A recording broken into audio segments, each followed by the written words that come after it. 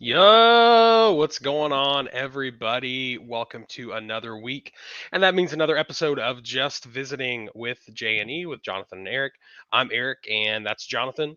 And today we're going to be talking about a couple different things. Just to let you guys know, this is just a live streaming discussion show where we take time to visit, so to speak, all different kinds of topics about our culture and can be about sports, comic books, movie news, all different kinds of stuff. So we're touching a little bit of different things today, but we'd love it if you join the discussion down below.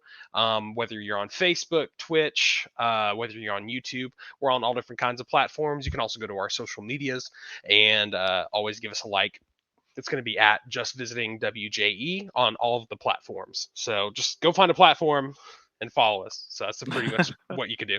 Anyways, Jonathan, how are you doing today? You're very clear, if I do say so Yeah, myself. man, we got some upgrades to the system. You see the headphones, you know. Definitely. I really needed one.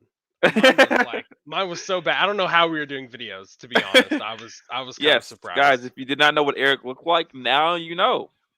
Now you know. Yeah, Now you essentially, know. yeah. It was pretty horrible. I think anyways. So I look a lot better now. But anyways, Agreed. Jonathan, how are you? How was your Halloween? Oh, Halloween, man, I forgot. Honestly, I forgot, and I spent the day with my wife and her family. Um, Yeah. and I actually had meant because I wanted to participate. I wanted to leave some candy out for the kids, but I completely forgot the Hmm. day of and just like left the house. And then when I got back, I Dang. was like, oh snap, it was Halloween's day. But. It's all right. My wife was like, why? Why should we do that? And I was like, because there's a kid. Like we live on the third floor of an apartment, so Yeah, people aren't going to come up. They're not yeah, going to climb yeah. 3 flights of stairs for candy. Just doesn't happen. However, there is a couple that lives like down from us, and they have like 3 kids, I think. So Hmm. I was thinking, well, maybe they'll knock on our door, and I was like, Adolin, do you want to buy some candy? She's like, no, I don't know why you want to buy candy. And I was like, well, they might come by. Last year we didn't have anybody Wow. come by, so I know it's hilarious. I was like, that's fine if you don't want to, but I was trying to get her with like, well, you know what we do with the candy if the kids don't come, like we get to eat it. So, but that didn't work either. So it's fine. But did you guys just hung out at your mother-in-law's?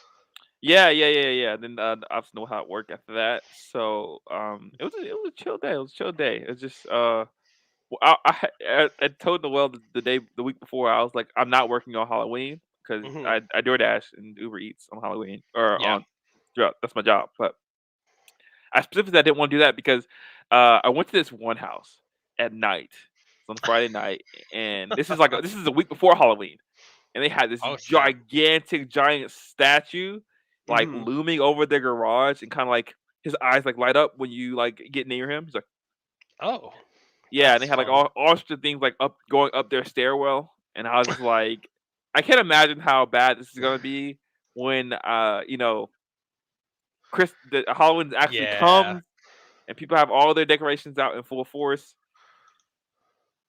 Yeah, Uh, I wasn't looking forward to a jump scare and like someone recording me and I'll be on YouTube looking all frightened. Yeah, guys, Jonathan and I do the same type of work. So we both do like delivery stuff and things like that. We just do as much as we can by the hour. And I chose not to as well because I was just like, I don't want to hit a kid, and it's just gonna be crazy out. Like I Yeah, saw I'm in a Facebook group where there's different people, like there's different Door Dashers and Uber Eats people, and they're all commenting. And some people were apparently making good money. I mean, that's what they said. So, but I was I still imagine kind so. of like, yeah, I was just I don't know. I didn't want to get out and do it.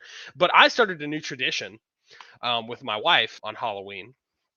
So I don't really celebrate I mean, how do you celebrate Halloween? You know what I mean? Like it's different than other You pray to the holidays. saints. This is what you're Yeah. supposed to do because that's what the It's not, day is. yeah, it's not. I mean, there's All Hallows Eve, which is actually like a religious holiday. Or All Saints Eve, I guess you could say, right? Isn't that it? All Yeah, saint Saints all All, saints All Eve. Saints Day. All Saints Day is what it is. But that's more of a religious holiday. But as far as like it's weird because from you and I are both Christians, so we're like, how do you celebrate? It's like, well, there's not really like it's not like Thanksgiving or that, pray to pray to the Halloween god, I guess. I don't know. Yeah, It's I don't know. weird. I was listening to a guy talk about Christians and Halloween, and Hmm. um, I What? let me not. I'm not. Don't nail me down for anything. I don't want it to go on record because I me and my won't. wife I haven't won't. even have. We haven't had the discussion ourselves yet, obviously because we don't have kids. So there's no need to have a discussion. It's like Yeah. further down the road for both of us. Yeah. I Um, feel you. so I don't want to be nailed down to anything yet. But I think Christians have overblown the holiday just a little bit. Yeah, I think I think so. we've overblown the holiday just a little bit. We're giving Satan a little bit too much credit with what he does on Halloween. I agree as well. I mean, You like can't it's dress up as Elsa. That's demonic. It's like, well, I don't know about yeah, I that. mean, I think it depends what you're doing. I guess that, if you read about some of the origins of Halloween, it is Yeah. kind of creepy. It's like essentially there was like demon worship is what it was. Hmm. They would wear like certain costumes, and they'd dance or they'd have dances around fires and stuff. But I mean, like that's just it you can make the same argument that Christians about them celebrating Christmas, right? Yeah. Because Yeah. you could say almost the same thing, saying, well, that's a pagan holiday. Like, why would you celebrate that? Essentially, I mean, it has to do with why we're celebrating today. Like Halloween for most people is just people going around getting Kids going around. candy. Kids Yeah, going around. kids going around, specifically dressing up as Iron Man, or Their they're favorite superhero, their favorite basketball player, whatever. It's yeah, like, okay, that's nice. exactly. And then they're going to, they're just going and getting candy. So it is blown out of proportion for sure. But I don't know. I just thought, if I wanted to start a tradition with my wife. So what we ended up doing, the reason I wanted to is because I was like, hey, like instead of being like, we don't do any, we don't celebrate Halloween in this house. I was just like, well, why don't I start something that maybe my kids can look forward to? Yeah. So we watched It's a Great Pumpkin, Charlie Brown. I'm a big Charlie Brown fan, which not everybody is. That stuff's only for certain type of people. I agree But with that. yeah, I mean, I don't know many guys my age who are like, oh, I love Charlie Brown. But like, I always like Charlie Brown. Like, it takes you back to a very like special time. It's a very special kind of Americana that I like. So we watched that, and then we watched Abbott and Costello Meet Frankenstein, which is an older movie. If you know who, do you know who Abbott and Costello are? I don't know I've if you heard do. of them. I don't. They're an old comedy duo. It was really funny. There was a really funny joke that I'll have to tell you in a little bit because I thought it was hilarious. But we watched that. They meet all the Universal monsters in it. So they meet Dracula, they meet Frankenstein, they meet the Wolfman, and they essentially like what ends up happening in it is uh, Costello, who's the shorter, fat one. They essentially want to take his brain, and put it in Frankenstein so that Frankenstein will be subservient to Dracula. So that's kind of what it's about. But it's not like it's a harmless, like fun movie. It's pretty funny too. So we might watch some of those. And then after that, my wife wanted to watch Ghostbusters, which I had never seen the first one. Never seen the first Really? Ghostbusters. Really? Yeah, never seen Wow. it. I know, it's Talk crazy. about your classic Americana. I would argue Charlie Brown is more of classic Americana than Ghostbusters. It's been around a lot longer. But no, I mean, definitely that's a classic movie, which I had never seen before. So what was weird is I'd seen the second one. I've seen the second one. I haven't I've seen the seen, second one. No, I've no, I seen, haven't. I've seen the second one. I've seen the second one. Sorry, go ahead. yeah, I've seen parts of the first one, and I've seen the new one where they recasted it with all women, Yeah. which that was a mistake to watch. But it's not a very good movie. I have to say, Chris Actually, my Hemsworth. wife loves it, so No, I'll she have you know. does. Yeah. Ah. I will say this: my wife has very peculiar taste when it comes to movies. I've learned that. Like she likes bright, Mhm, shiny, fun kind of deals. That's what she mhm. likes. So I understand why she likes that movie. Yeah. Well, And there are some funny parts. Like the whole movie is probably too funny, but like there are a lot of funny I parts. Like Melissa was McCarthy I is was hilarious. I was cringing through most of it. I'll be honest, and it's really not. I don't think it's because it's like there's some people who argue, well, they changed the cast to all women. I don't think that's why. I think it's the actresses they chose. I'm also not a Melissa McCarthy fan. I Oh can't stand wow. McCarthy at all. Like she's just not my type of humor. For people who like Okay. her, that's okay. Yeah. Not my. Like Do you most like of Melissa? America. I love Do you, Melissa. Melissa's hilarious. Well, she's hilarious in She's hilarious in She's some hilarious. things. He She's not says. hilarious in everything. Okay, she's not Hmm. hilarious in everything. Like that. There's a Netflix movie she did with about being a superhero. Horrible, horrible. But for the most part, she's like a genuinely funny person. For the most part. There's a dark movie that she was in. I think it's called The Kitchen. Did you Yeah, ever? yeah. No, I haven't If seen it you, yet. I really want to see it though. It's on it's my list. based off a DC graphic novel, and she's supposed to play a more serious role in it. I was kind of interested in that. Um, but yeah, I mean, but it doesn't mean I can't like her. I mean, I never liked Aquafina that much, and then I saw her in Shang-Chi, and I thought she did great in Shang-Chi, and I liked her in Crazy Rich Asians, which is actually a good movie. People should go watch that. I watched it with my wife. It was pretty great. I was surprised.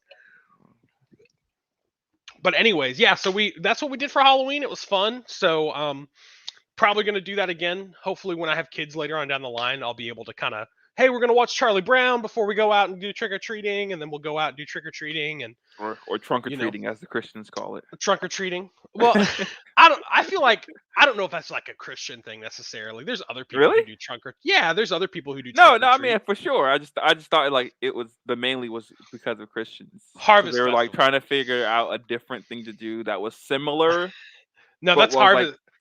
different. That's Harvest Festival or Fall Fest. I've heard of that. I just didn't think it was like like a Halloween thing. Well, I would say this. Most churches out here, because I know you're in a different part of America, and so like most churches out here, like there's you'll have we'll have like I think the Chamber of Commerce in certain cities around here will do trunk or treats, and that's just because they get their cars out there, and then they have candy in their trunks, and they give it to, like, that's why they call it trunk or treat. But a lot of churches out here they'll do Harvest Festival or Fall Festival. I was talking with my sister. She had a Facebook post that was something about like how she got annoyed by that, and I was like, you could make a case that a Harvest Festival is more pagan than celebrating Halloween, because you could celebrate All Saints Day, where we're talking about Martin Luther, and you could celebrate that, and that has to do with Halloween, the historical significance of it. But a Harvest Festival, you could argue that you are serving or celebrating the time of the harvest, which has to do with maybe the pagan deities of the seasons. So you could make an argument for it. I mean, we're probably losing followers because they're like, why are you talking The about this right interesting now? conversations you have with with your younger sister are just amazing to me. Well, she got really surprised when I said, she was like, "You could," and I was like, "I know." I was like, "You could argue that," but I mean, you're just poking people with a stick at that point. You're just trying to Yeah, cause yeah, trouble. It just leave people alone. yeah. But anyways, well, I'm glad you had a good Halloween. Before we get started, I have one question to ask you because it's a big debate on the internet. Are you one of Oh those boy. people who jumps right into Christmas, or are you we got to Oh celebrate yeah. Thanksgiving? Oh yeah. I'm full on Christmas. Like I'm already like today I was listening to Christmas music. Like I was Oh, like, you were. oh my gosh, I'm so excited. And I walked into Walmart today and I was like, it's here, it's here, It's it's Christmas. time. Let's go, let's go. I will say I do get a little annoyed that people put it before Thanksgiving. Like I Hmm. feel like Thanksgiving deserves its due because Hmm. of the unity of America came in that Yeah. moment. Yeah. People came off the Mayflower and they sat down with Christopher Columbus and the Native Americans and the Indians, the Red Dots. They were there too, I don't know if they sat down with and they all Christopher ate Columbus. together. Then the Native Americans were like, "Get off our land, though." And then the Christopher Columbus was like, "Nah, have the flu," and he like gave them all COVID. You can't. And then the Indians were like, "We're in the wrong place. We don't even live here anymore," and so they left. And then the That's Aztecs basically hilarious. poured a volcano over everything, and it was the end of the world as we know And then, well, how did we get to the world that we are today from it. that point? This is all just the Matrix. This is the Oh, dream okay. It's world. not real. They just rebuilt it, rewrote the Yeah, this code. is the dream world. This is the dream world. That's why nothing makes sense here. So everything That's is hilarious. backwards because it's the dream world. I'm kind of like half and half. I don't like Christmas thrust upon me. Okay, Like that's fair. like, I don't like walking in. They're like, "It's Christmas," and I'm like, "Oh my gosh!" Like it's really not. It's still November. Like Yes, people. So all the people in Oklahoma, all the retailers in Oklahoma are very aggressive Christmasers. So they I they don't know if you guys are knew that. They didn't know they that. I are was I was trying to fill them in because that sounds weird to everybody else. That yeah someone they're came to your face like that. I mean, that's just how it is. I mean, they're literally, and they're like, it's Christmas. What I don't like is how Thanksgiving gets replaced with Black Friday. True. Yeah. That happens. Like people that like if you think about now, I understand. I was talking to somebody the other day. I was at a Vintage Stock, and that's just like for you guys that don't know, that's a store in Oklahoma. I think they have multiple locations in the Midwest, but I don't know if you have those on the East Coast. But Vintage Stock is kind of like a place where you can get like used movies and records, and you can get new movies there, all different types of media, Funko Pops, like I have behind me, and things like that. But I walked in there, and then I was like, so I said, what do you guys do after? It was on the 31st. We went in there to buy a movie, and I was like, and they had the whole store decorated, and I was like, so do you guys like transition right into Christmas? And they were like, yep. They were like, as soon as tomorrow hits, we're taking this all down. We're going to be putting up Christmas stuff. And I was like, oh, okay, cool. So I was like, no Thanksgiving stuff. She's like, no Thanksgiving stuff. And I was like, well, I mean, I understand that from a business standpoint. I mean, you don't sell turkeys. That's what I told her. You know what I mean? Like from a business standpoint, what do they have to gain from Thanksgiving? Like nothing. They don't, so all the awesome Thanksgiving movies. Come on, man. Well, I mean, and I was thinking about that, like for Best Buy and stuff. They're like, they're like Christmas. It's Christmas time. It's like, no, there's Thanksgiving, but they don't, they don't have anything to gain. Like the people who are going to gain the most from Thanksgiving are like supermarkets. Yeah, they're going to advertise for Thanksgiving, but I don't like that Thanksgiving is like forgotten. Thanksgiving is one of my favorite holidays. So I love Thanksgiving. Mainly because I get to be around family and get to have this big holiday meal or around them. one of your favorite holidays? One of my favorite. I wouldn't say it's my favorite. My favorite is Christmas. Okay. That's why I have this inner struggle, because I'll be honest, once Halloween was over, I want to play Christmas music like immediately. Yeah. I want to listen to Charlie Brown Christmas like immediately. Like that's what I want to listen to. That's a great record. Okay. You just talked about Charlie Brown in two different segments. Okay, I need you to slow down. Slow down. Okay. If you don't understand, Charlie Brown, they have one for each holiday. They have a Charlie Brown that. I just don't care. Okay, I'm sorry, I don't care. You just need to take some of your innocence back, Jonathan, and go watch Charlie Brown. That's what it's about. It's about innocence. It's so good, and pure.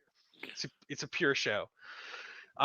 Anyways, so I'm always like immediately right now I'm kind of like, man, our apartment's kind of like we need to put some like Christmas lights up. We need to put like start putting decorations. So like a part of me is that person, but the other part of me is like, I don't want to forget about Thanksgiving, because Thanksgiving it's an important holiday and it's a fun holiday. Like it's always fun. Plus, I love the mixture of football and Thanksgiving. Like that's the best. That's for some reason that's the best merger. I think for any holiday in America, I would say it merges as well as hot dogs on the 4th of July. That's how well football and Thanksgiving go together. I would say it probably merges as well as Christmas Day and basketball. Christmas Day and basketball. Well, they're trying. I mean, it's underrated. Okay, that's what I'm saying. It's underrated. It's underrated. It's getting there. Last couple Christmases I've watched basketball, and it's been like really fun. And they've been trying to force it. They've been trying to force it a little bit. It's not as natural, But football and Thanksgiving have a long, hollowed history. Like you have the Cowboys. The Cowboys and the Lions have always played on Thanksgiving, and those are the two games that have always been advertised. A long, hollowed history. They do, but basketball does not. But I always like seeing the basketball jerseys. The Christmas jerseys that they wear for basketball that day. I think the problem with basketball is like you don't really get. We haven't had the historic matchups yet that you get on most. Like usually someone's injured right around that time, so it's like you don't really get the most compelling matchups. It's usually like a blowout or something like that. But last couple of years has been. I think if I remember correctly, have been pretty good. So I thought they had the Lakers and Golden State play last year on Christmas. I thought that was one. They had some good matchups last year. I just never watched. Probably. Anyways, well, enough of the holiday talk. We'll move on from there. But anyways, it's coming. It's coming. It's right around the corner. I'm so excited. So as soon as Thanksgiving's over, it's Christmas time. I'm in full Christmas mode. I'm gonna have my sweatshirt on. I'm gonna have my bow tie on. I'm gonna have my Christmas music loud. It's gonna be blaring. People are gonna be so annoyed with me. My wife and I are actually planning for a decent Black Friday like Hustle. weekend. Yeah, hustle. Yeah. Because we're like, we got to get our Christmas presents on the cheap. So we're like, we're saving up money. We're gonna try to save up money. That's what my wife said, and I was like, I don't know. I guess. Well, what I'm gonna try to do is either work an extra day or work extra hours, and that all that extra money is gonna be like Black Friday money. Okay. It's like for the next like 3 weeks. So hopefully we have like enough by then to do it. And we're not gonna buy all of our Christmas presents that day, obviously. So, Yeah. but anyways, it's gonna be exciting. So we'll move on to the next order of business. Jonathan's running the show today, guys. So he's gonna be doing the transitions. I'm a young apprentice. Yeah. I'm a young apprentice getting trained by my master. Sorry, I can't. It's not as easy as it looks. I can't say that. I was about to say my master, but that would definitely get us banned. Why is that taboo? You're white, dude. I'm black. You can't. I can't call you my master. Well, why? Why? I don't It harkens back to the early days of America. Okay, classic Americana. That's like saying the NFL is like slavery. Oh, you saw that? I was going to ask you about that when we got to the NFL portion. We'll save it. We'll save it for later. That's a tidbit. Anyways, okay. All right, let's get to that Mobius trailer. Okay, we're watching you're gonna explain Morbius, not Mobius. Morbius, right? Yeah. Mobius or Morbius? Mobius. It's It's Morbius. Morbius, yeah. M-O-R. Mobius. Okay. Well, whatever. Okay. Are you gonna explain a little bit? Yeah. The trailer just came out recently. I think a couple days ago, maybe. So now we're gonna watch the trailer and give our commentary. Just let you guys know, going forward, we might not be doing this as much because we get demonetized for showing the actual trailer in most of them. So probably like going forward, once we get like to where we want to get to, we probably won't be showing you the trailers anymore. We'll probably just be commenting on them. But since we don't have that many subscribers right now, we're gonna play the trailer. All right, here we go. Down, let's do it. You can hear it, right? I cut the sound on this side. Okay, I can. Okay.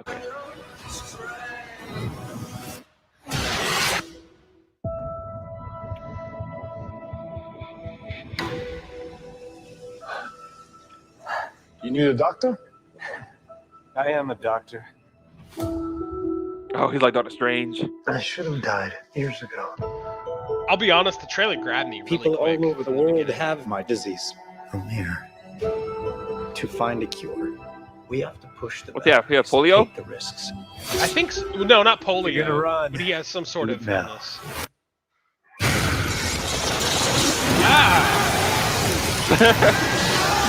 Man. No. People are strange. I'm kind of surprised they're doing a movie about him. Me too. When you're a stranger, he's a deep character. You were found on a container ship that washed up off of Long Island. Faces look ugly. Uh-oh. Fight scene time.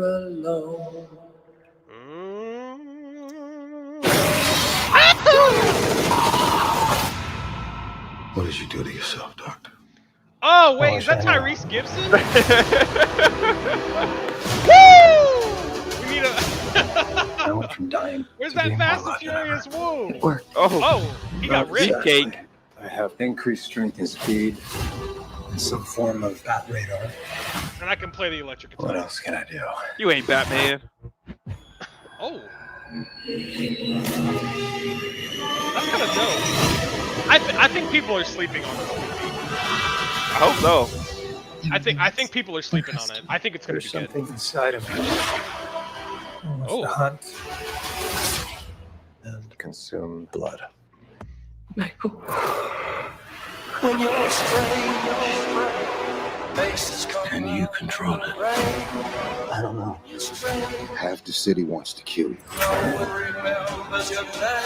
We haven't had anything this good. We're going to get a Spider-Man connection. The other half wants to control Oh, there it is. Oh, Spider-Man. You and I should stay in touch. Oh, Yeah. it's the Vulture. Yeah, it is. Save a life. But I don't know He was what in the I'm first capable one, though. of. You save lives. You don't take them. They're showing us a lot more about his character. Are you here to heal the world? Or to destroy it?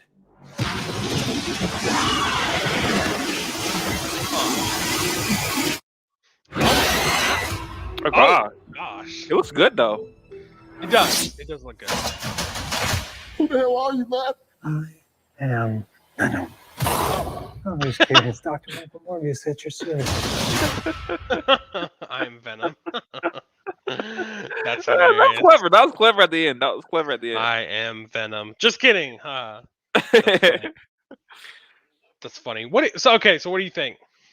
What's your Oh, it's reaction? interesting. It's interesting. That was a long trailer. That was a very long trailer. It was I will say it was much better than the first one.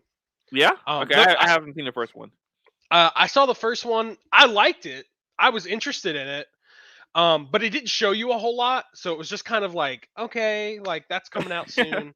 But this movie was supposed to come out like I think like the beginning of this year. Like it was supposed to come out a while ago.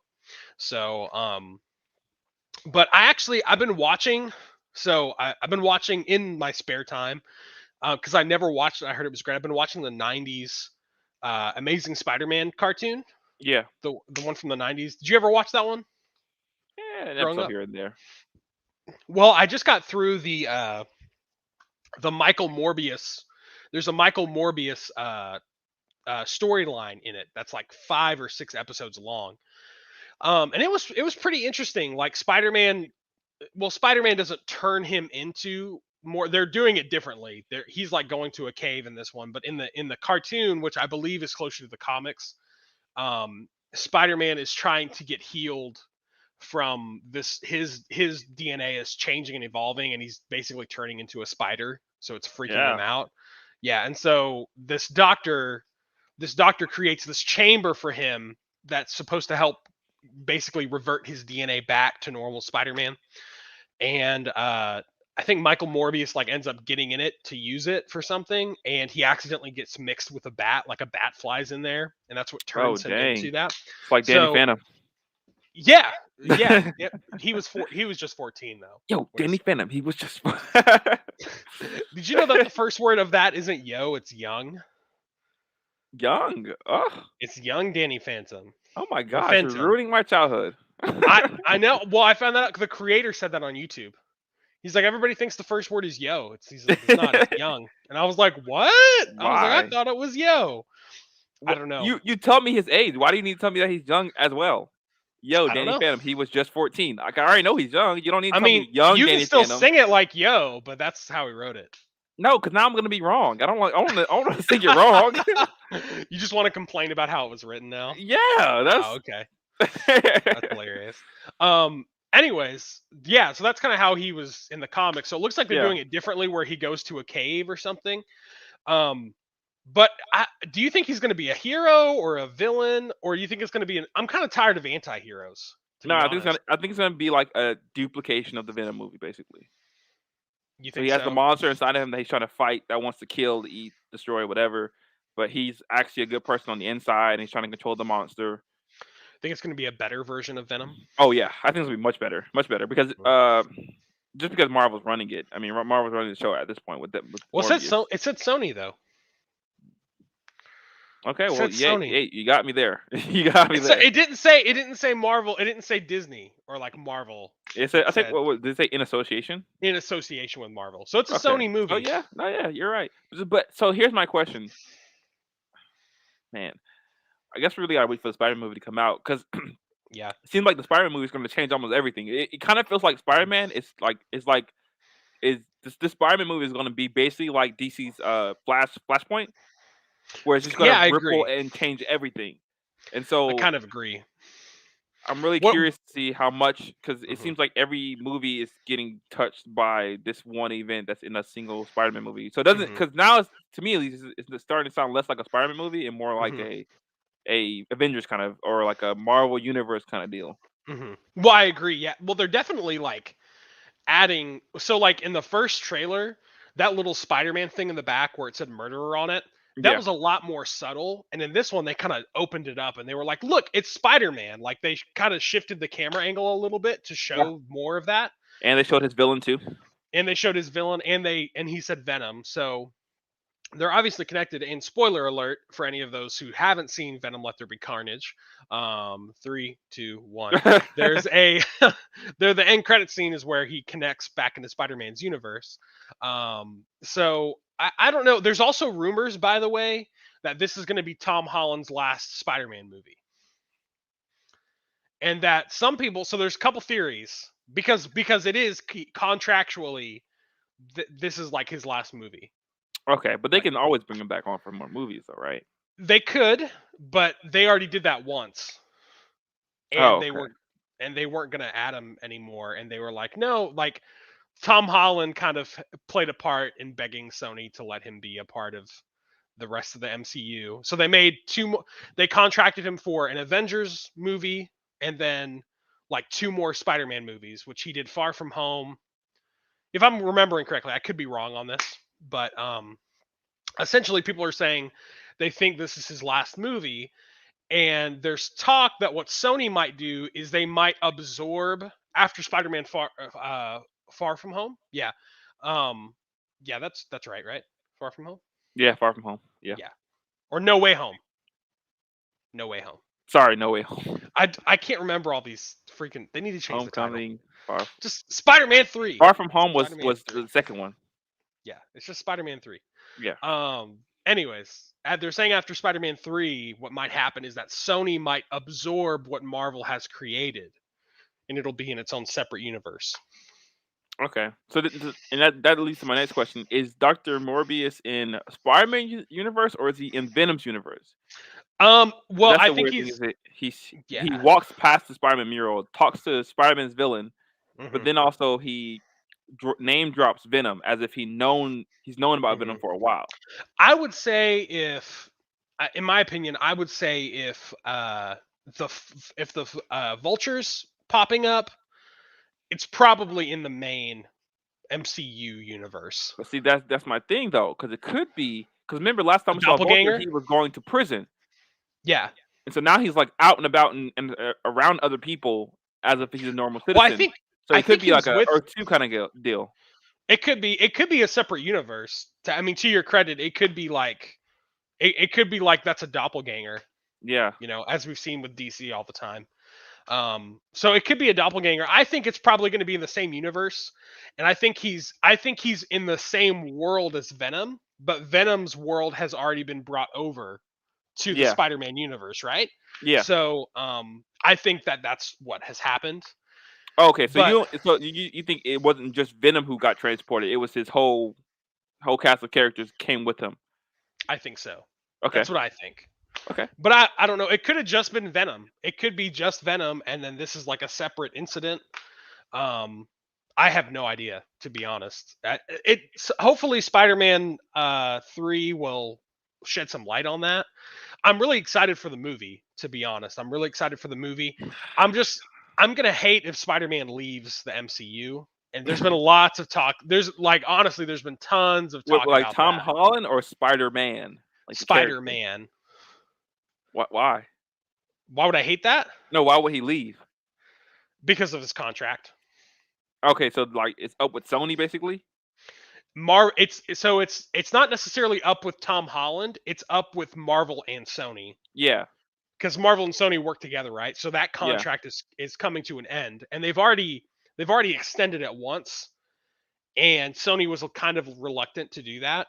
So this is what I've heard people talk about online is that they're thinking what Sony decided to do at the beginning of all this is, hey, we're going to let Marvel, because we keep sucking at creating Spider-Man characters.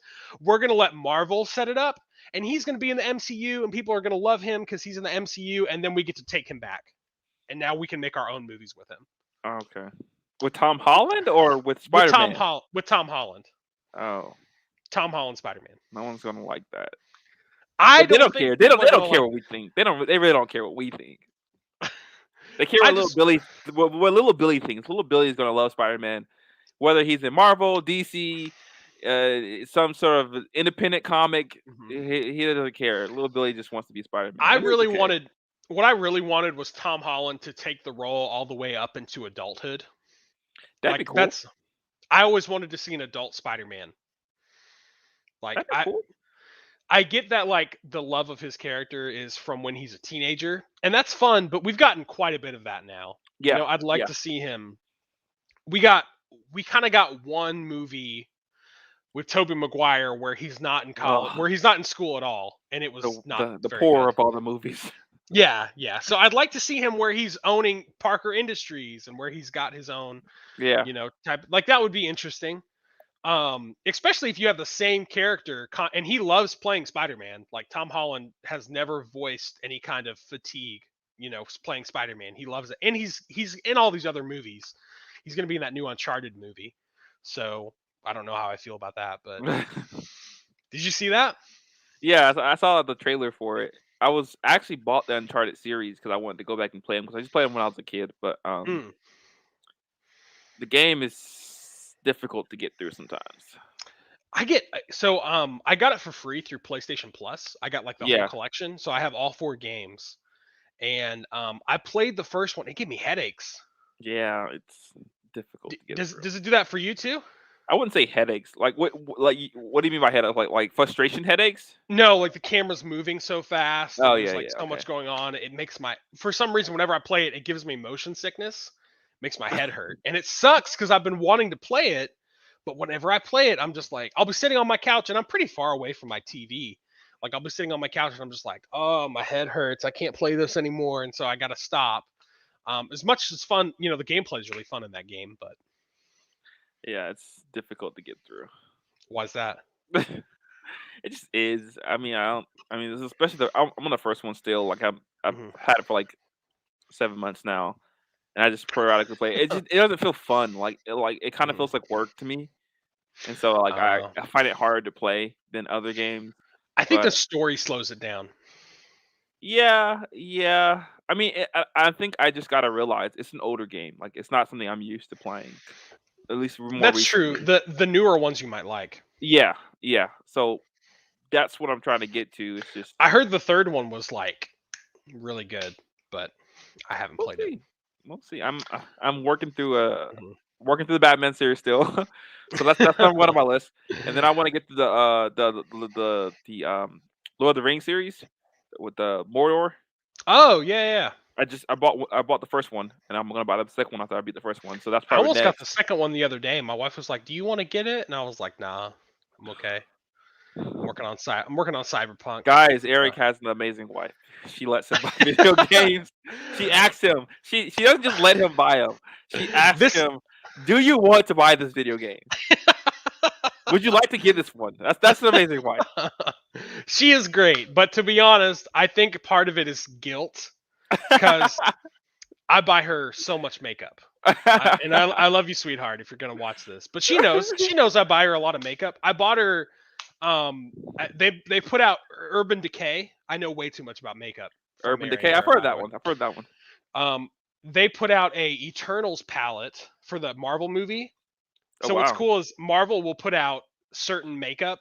Like they did one for WandaVision with Ulta Beauty, and so she has the WandaVision eyeshadow palettes. She has like the colors for the movie, and she's like so excited because we're seeing Eternals this week, and I bought it for her. And it was kind of an expensive palette. I'm not gonna say what it was, but it was expensive. But I worked extra hours so I could buy it for her. And she was super excited. She liked it so much that like she squealed when she saw it in the store. She was like, "Oh my gosh!" And then the security guard like started laughing behind us, and I was like, "Well, I got to get that for her now." So, but I bought that for her, and I bought her. I'll buy her makeup, and she really likes it. And so I think sometimes she's like, "Well, you haven't gotten anything. Do you want something?" I'm like, "No, I'm fine. Like I don't need anything. It's okay." So don't say this show isn't diverse, okay? We talk about makeup on this show. That's how diverse we are. We deserve your subscription, okay? We deserve it. You know what? I know so much about makeup from my wife. I could probably hold a conversation about it. Oh gosh. I know it's horrifying, man.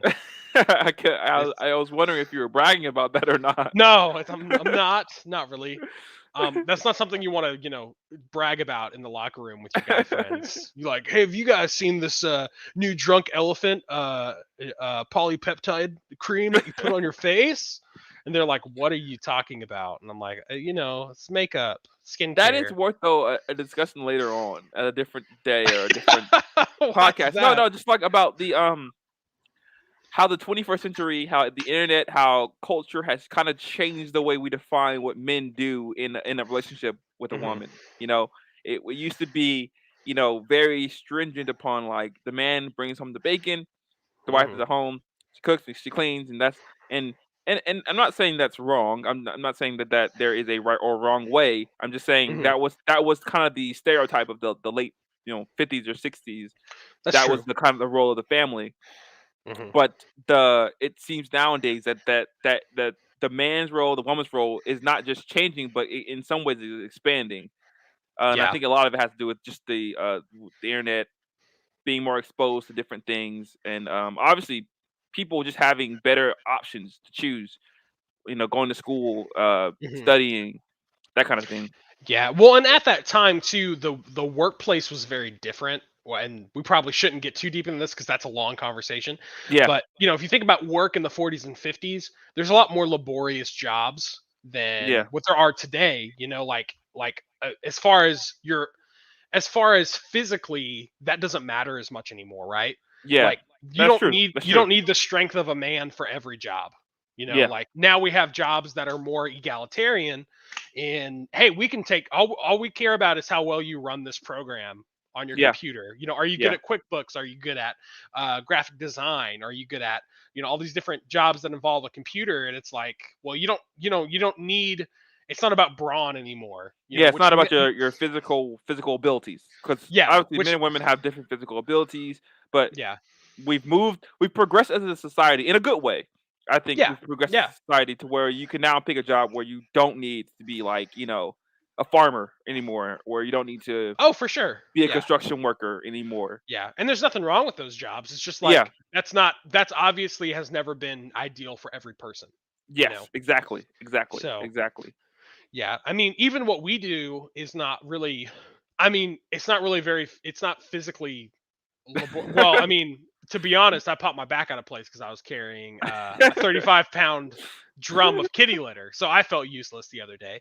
But it doesn't really. We don't have to lift very much. It's a lot of getting in and out of your car and moving, and that part Yeah. can be kind of tiring when you're trying to hustle. But like our job doesn't entail near as much work as like a construction worker or a bricklayer or Yeah. Exactly. things Exactly. like And that. this So is not to say that women aren't strong. We're not saying that women can't do laborious jobs. We're just saying that mhm, with a society opening up to allow people to freedom to choose a a degree, a major, a job that just mhm, doesn't require you to do anything physical, I think it's opened up the yeah, doorway for more people to have access to those kind of things.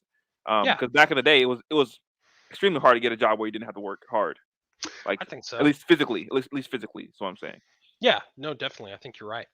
But Anyways, well, that's a conversation cool for another conversation time. for another time. Yeah. Anyway, so Morbius, looking forward to. Did it have a release date? I didn't see. I thought it was 2022 or like early 2022. I think it is as well. Let me Let me- Google it. I'm already on it, my friend. Okay, January 22nd, 28th. January 28th. Yeah, Tough. It's a day after my birthday. it is, isn't it? No, it's not. Yeah, yes it is. A day after What? your Did you birthday? No, it's did not. you just tell me it's not? No, it's not. Yes, it is. So- It's the day after my birthday. That is your birthday. No, my birthday's the 27th. What are you talking about? Oh Bro, my Eric, gosh, guys, let me tell you something. Let me tell you something. This guy, digging that hole for yourself. Keep going. this guy did this weird thing in college where he would not tell people his birthday. He'd always tell people the day after. He'd always tell people a week later, a week before, but nobody could ever pin down his birthday because he was like, he had this weird pride of I don't want people to know my birthday, and it made no sense. I was like, why? And so as his best friend, you know how confused I was half the time? I'm still confused because he won't tell me what day his real birthday is. I'm It's the scared to send 27th. him I'm scared to send him a present because I'm like, I don't know when his birthday is. Like I know it's in January. I know it's like my brother's is January 18th. So in my mind, Jonathan's is always January 28th because that's what he told me. But to be honest, I don't even know if that was the truth. I don't know. I don't know if that was the truth. He could have lied to me because he would have at that time. Different So, time. It was a different era. It's a different Jonathan. I have it in my calendar too.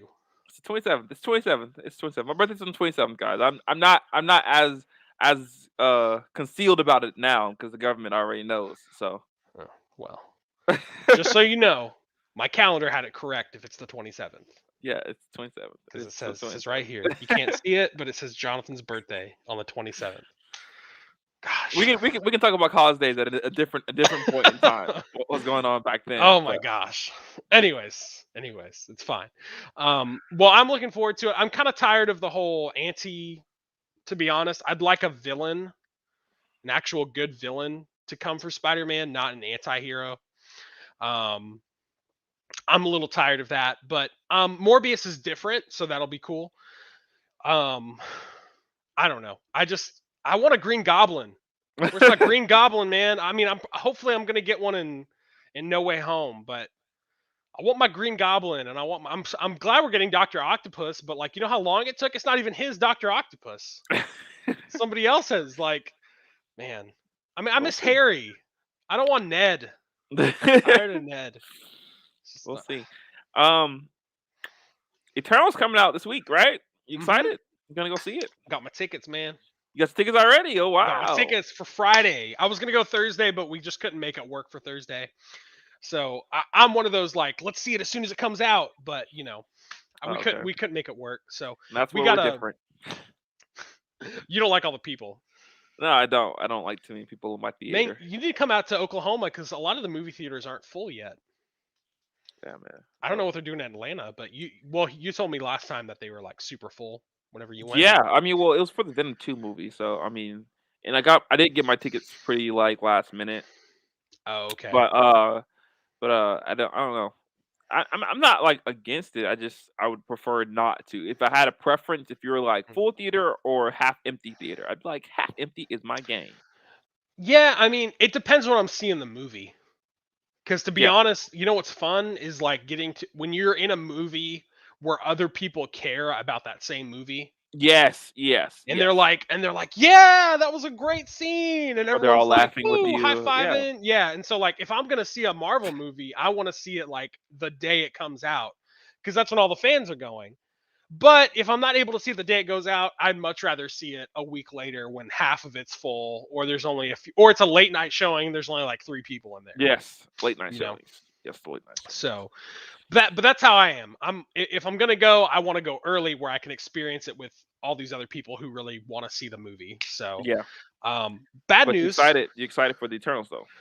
I am. I'm excited. My wife is super excited. She gets to use her new Eternals palette that I was just telling you about to do her eyes. That's what she told me. She was like, I'm going to use it for the movie. And I was like, oh my gosh. She's so cute. Anyways, but I'm excited for it. However, Rotten Tomatoes says that it's a garbage movie. Oh gosh. The fans or the critics. The critics. Okay, I don't trust the critics on anything. Yeah. You know, I just don't. I don't feel like they really know what's like, good anymore. I'm essentially yeah, I agree. I don't trust them either. I will say this: one of the quotes. It's not an exact quote, but one of the quotes was, "The only good thing about this movie was representation." And I was like, "Well, that's your problem. Like, why you shouldn't judge? Like, don't judge the movie based off that. That doesn't actually tell you if it's a good movie or not. You know." I'm telling you, man, critics you can't. I say that because the critics have become very politically correct. Like it's no longer about what's a good movie, what's not a good movie. It's about who's being represented and who's not being represented, and who's being made fun of and who's not being made fun of. And that's just that's not a good way to view a movie or view anything that you like. Honestly, it's just not. You want to really care about the story and the characters, not as much about the actors. The actors are just filling in the role. Yeah. I'm hoping the storyline's good. I mean, like I said last week, I'm excited for all the different characters. That's probably what intrigues me the most.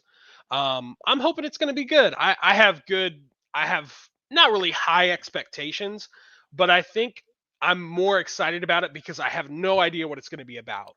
That's true. Me too. Like a Thor movie and a Captain America movie and I have an idea of what that's going to be like because they've made other ones, but I have no idea what this is going to be about. Even Shang-Chi, I had a little bit of an idea of this is what I think it'll be. And this movie, I haven't really watched very many trailers. I watched one. My wife's just excited to see Angelina Jolie and Selma Hayek. So I'm excited for it. I think it'll be a fun movie. I Yeah. mean, For sure. that might skew my viewpoint possibly, but it has a 60% on Rotten Tomatoes is what it has. So, and it had it was actually Rotten a couple days ago, had 59. And so it was like Marvel's first Rotten movie is what the headline said. And I was like, Oh, oh, boy. Well, but I again, don't know. if you're ever gonna watch a movie, don't listen to the critics. Honestly, just not these days. Mhm. Not these days. Maybe yesteryear they were good, but not these days. What I like to do, honestly, is I like to watch the movie. I tried to not look at the tomato score beforehand, but I couldn't help it. It was like everywhere on Yeah. my feed. But I like to look at the tomato score after I saw the movie and see if I agree or disagree with the critics. That's the funnest thing for me. Is like, Yeah. oh, did I think this was good? And if I disagree, I like to look at why. So, but and then also I like to see where the fans stand. But I'll be honest, Venom 2, Let There Be Carnage, I think I probably agreed with the critics that time because it was not that great of a movie. But still Have making you- money though. Question: have you heard anything about the new Guardians of the Galaxy video game? I have, man. They're saying it's doing awesome. They're saying it's going to be like like it might be one of the best Marvel games that have come out. So I'm a little surprised. I really want to get it, but I'm probably gonna have to wait. So Black Friday's right around the corner. Yeah, I was thinking the same thing. That's I wanted to true. get it and play it That's true. and to see how good it was. But I've heard really good things about it. I've heard people were surprised with how good the game Mhm. was. I watched some gameplay and it was really interesting. And you get incorporated with the team a lot more than you thought you would. So even though it's like a solo, I've heard even though you play as Star-Lord and it's a solo game, Yeah, like it feels very Guardians of the Galaxy. It doesn't true. it doesn't feel like you're alone. A solo. Yeah, like Yeah. maybe like an Arkham Asylum or something like that. Yeah. Well, and I'm hoping this is good because I know you liked Avengers. It's the same people who made the Avengers, by the way. It's Square Enix. So the Yeah, but people who made I can't play as everybody, and that's what I don't like because I want it to be like Groot or I want it to be like Yeah. Well, honestly, what I think will happen is I bet they'll open that up if they make a sequel. yeah. I think that's what will We'll probably see. happen. We'll But see. what I was going to say was, I know you like the Avengers. Most people did not. At first, it was kind of polarized. Then a lot of people were like, "Okay, this game isn't that great." I didn't really like it. I couldn't get into it, which surprised me because I was like, "Oh, it's a superhero game. I'm sure I can get into it." And even if other people can't, I really didn't like it. But what I was going to say was, I think this will probably help the studio that made that game figure out the best way to make Marvel games going forward. So at least that's what I'm hoping. We'll see. But We'll see. anyways, I mean, like I'm definitely as soon as I can, I'm gonna buy the game, the Avengers game, so I can finish it. mhm. But when I played it, I had fun. I mean, like, granted, I haven't played a flying game in a while, Oh, okay. and I think that was one of my favorite aspects was that I could fly with Iron Man Mhm. or The flying, it is very satisfying to fly as Iron Man in that game. yeah. Because Yeah. the I felt at least that the areas were big enough to where I didn't feel confined. Mhm. But I mean, Most, I realized it wasn't open world, but I yeah. didn't feel like I was like stuck in a box or a bubble or something Mhm. like that because they were so Yeah. huge. I think one thing that hurt it was how it was being sold, because I remember it was being, I think if I remember correctly, I think it was being sold as a open world game. Yeah, And it's not. It's very, and if you're okay with that, then you're fine. But most people's complaints were all the stages and everywhere you fight feel the same. yeah, They don't really feel that's very true. different, That's and true. it feels very repetitive over and over again. So like people were like, this doesn't seem fun because it was fun when I like, and I When you first actually, play it, yeah, and I felt the same way, to be honest. When I first played it, I was like, oh, this is kind of fun. But then I was like, I'm getting kind of bored. It's the same, nothing's really changing for me. So I just kind of like stopped after a while. But that's fair. did you play the Black Panther, the Wakanda Forever pack? No, I haven't played it yet. I heard it was good. I did hear it was good. So We'll see. We'll see. Well, again, I have to buy the game. So I had it on PlayStation Plus or whatever. Oh, that's right. Yeah, PlayStation Now. Yeah, now PlayStation Now, and so Mhm. I guess after the month was over, whatever, I lost my subscription to it. But I gotcha. Well, what I'm you should hoping to buy the do, game. Black Friday, man, get it for Black Friday, or it honestly, like for PlayStation Plus, which is like the online, if you want to play online with people. PlayStation Now is that subscription service where you get free games, but and you can stream them. What you should do is it'll be like $20 or $30 cheaper if you buy a year subscription to PlayStation Plus around Black Friday. So I just buy a year around Black Friday every year, You're and giving that up the just goods. yeah, I mean it works out great for me. It works out great for me. So and it makes it cheaper. So um but anyways, by the way, remind me, we will have to do a maybe after Thanksgiving, we should do a Christmas list episode. We What talk you should about put what on, what you should put in your Christmas list, or what's on our Christmas list? both. Do both. Okay. Do both. That'd I be like fun. Christmas. We probably should do Yeah. it like at the beginning of December, though, right? Because Yeah, that's yeah, what I was thinking. okay. Maybe like Okay. after Black Friday and Thanksgiving. Okay. Sounds good. Sounds good. So All right, moving on. We're gonna hit some DC stuff real quick, just lightly feather it. Let's talk. What were we gonna talk about, Eric? I should have wrote I on the don't know. topic. I was gonna transition. That's why you got to write them down, man, because you'll forget it once you're mid topic. It's Oh, all right. It's the all right. beauty of live. We have one person watching. It's fine. And I think I know who that person is. So it's all good. Yeah, so we're gonna talk about some DC stuff. I wanted to talk about the new Injustice movie coming out, the animated movie. Yes. Well, it's already Mhm. come out. It's already come out, but I want to talk about what are your expectations for the movie? Think it's gonna be good? Think it's gonna be bad? Have you heard anything early from people who've already seen it? That kind of deal. Okay. Cool. Well, I have not seen it yet, and Jonathan has not seen it yet, but it came out recently.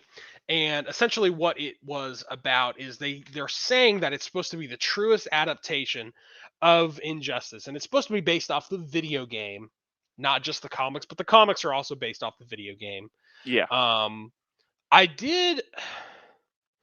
I've seen some people online who say that they didn't like it and they thought it was the worst DC movie. And that's a bit Harsh. harsh. I know. I Gosh. was like, that doesn't really seem. I mean, Injustice is a really cool story. My only concern for it has been it seems repetitive. You know, like we've heard the story so much now, Yeah. and Yeah. ever since the game came out, it was like DC were like looking down. They were like, people That's- like evil Superman.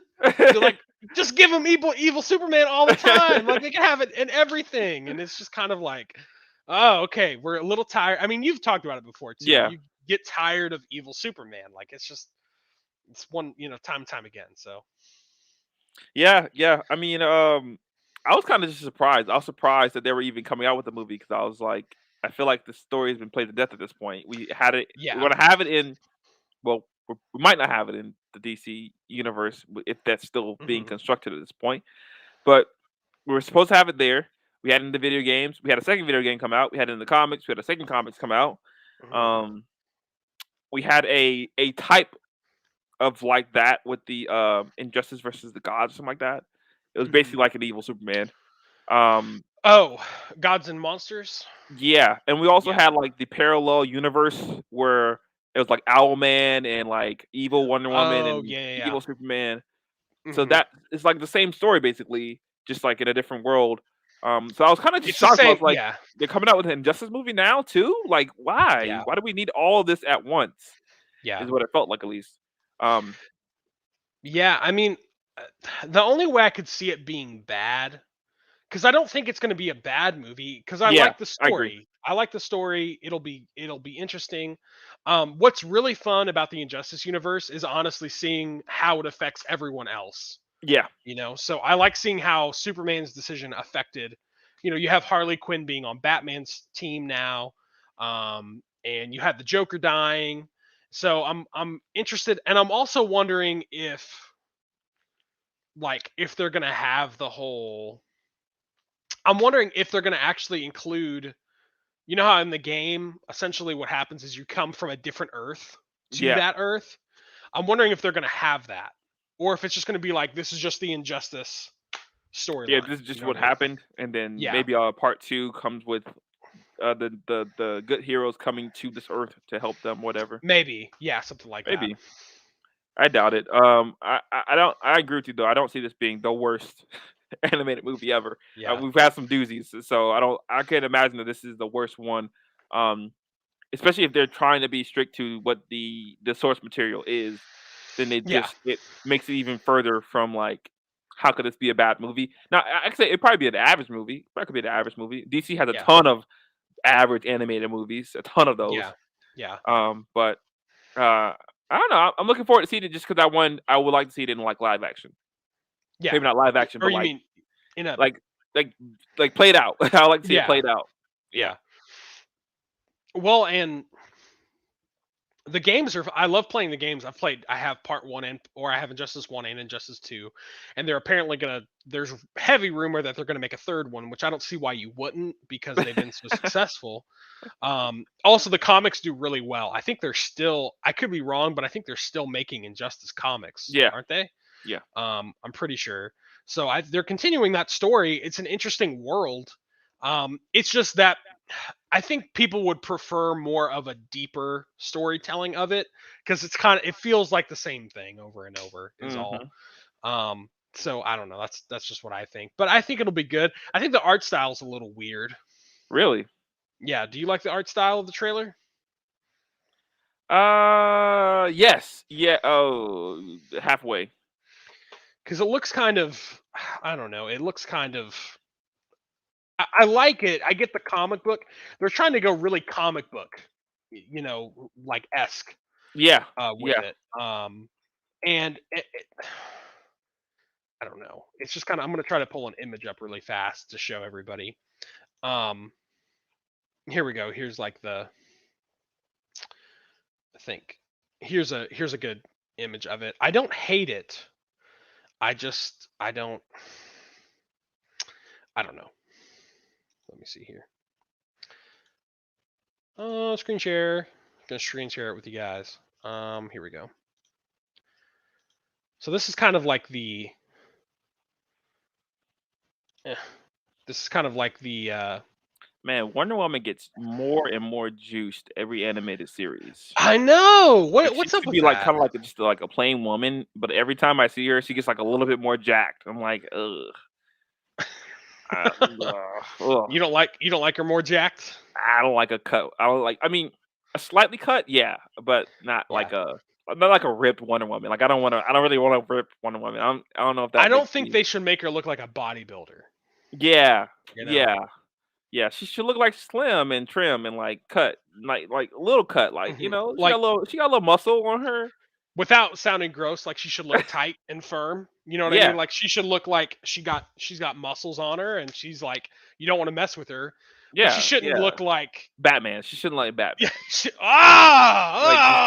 Like just muscles popping everywhere to like the gills. Like no, that's she not. shouldn't look like Superman or Batman. That's not what she should look like. Like they could have toned that down. You know what? Bring femininity back to these animated movies. That's what I want to say. Bring femininity back to comics. That's what we want to say. Fair.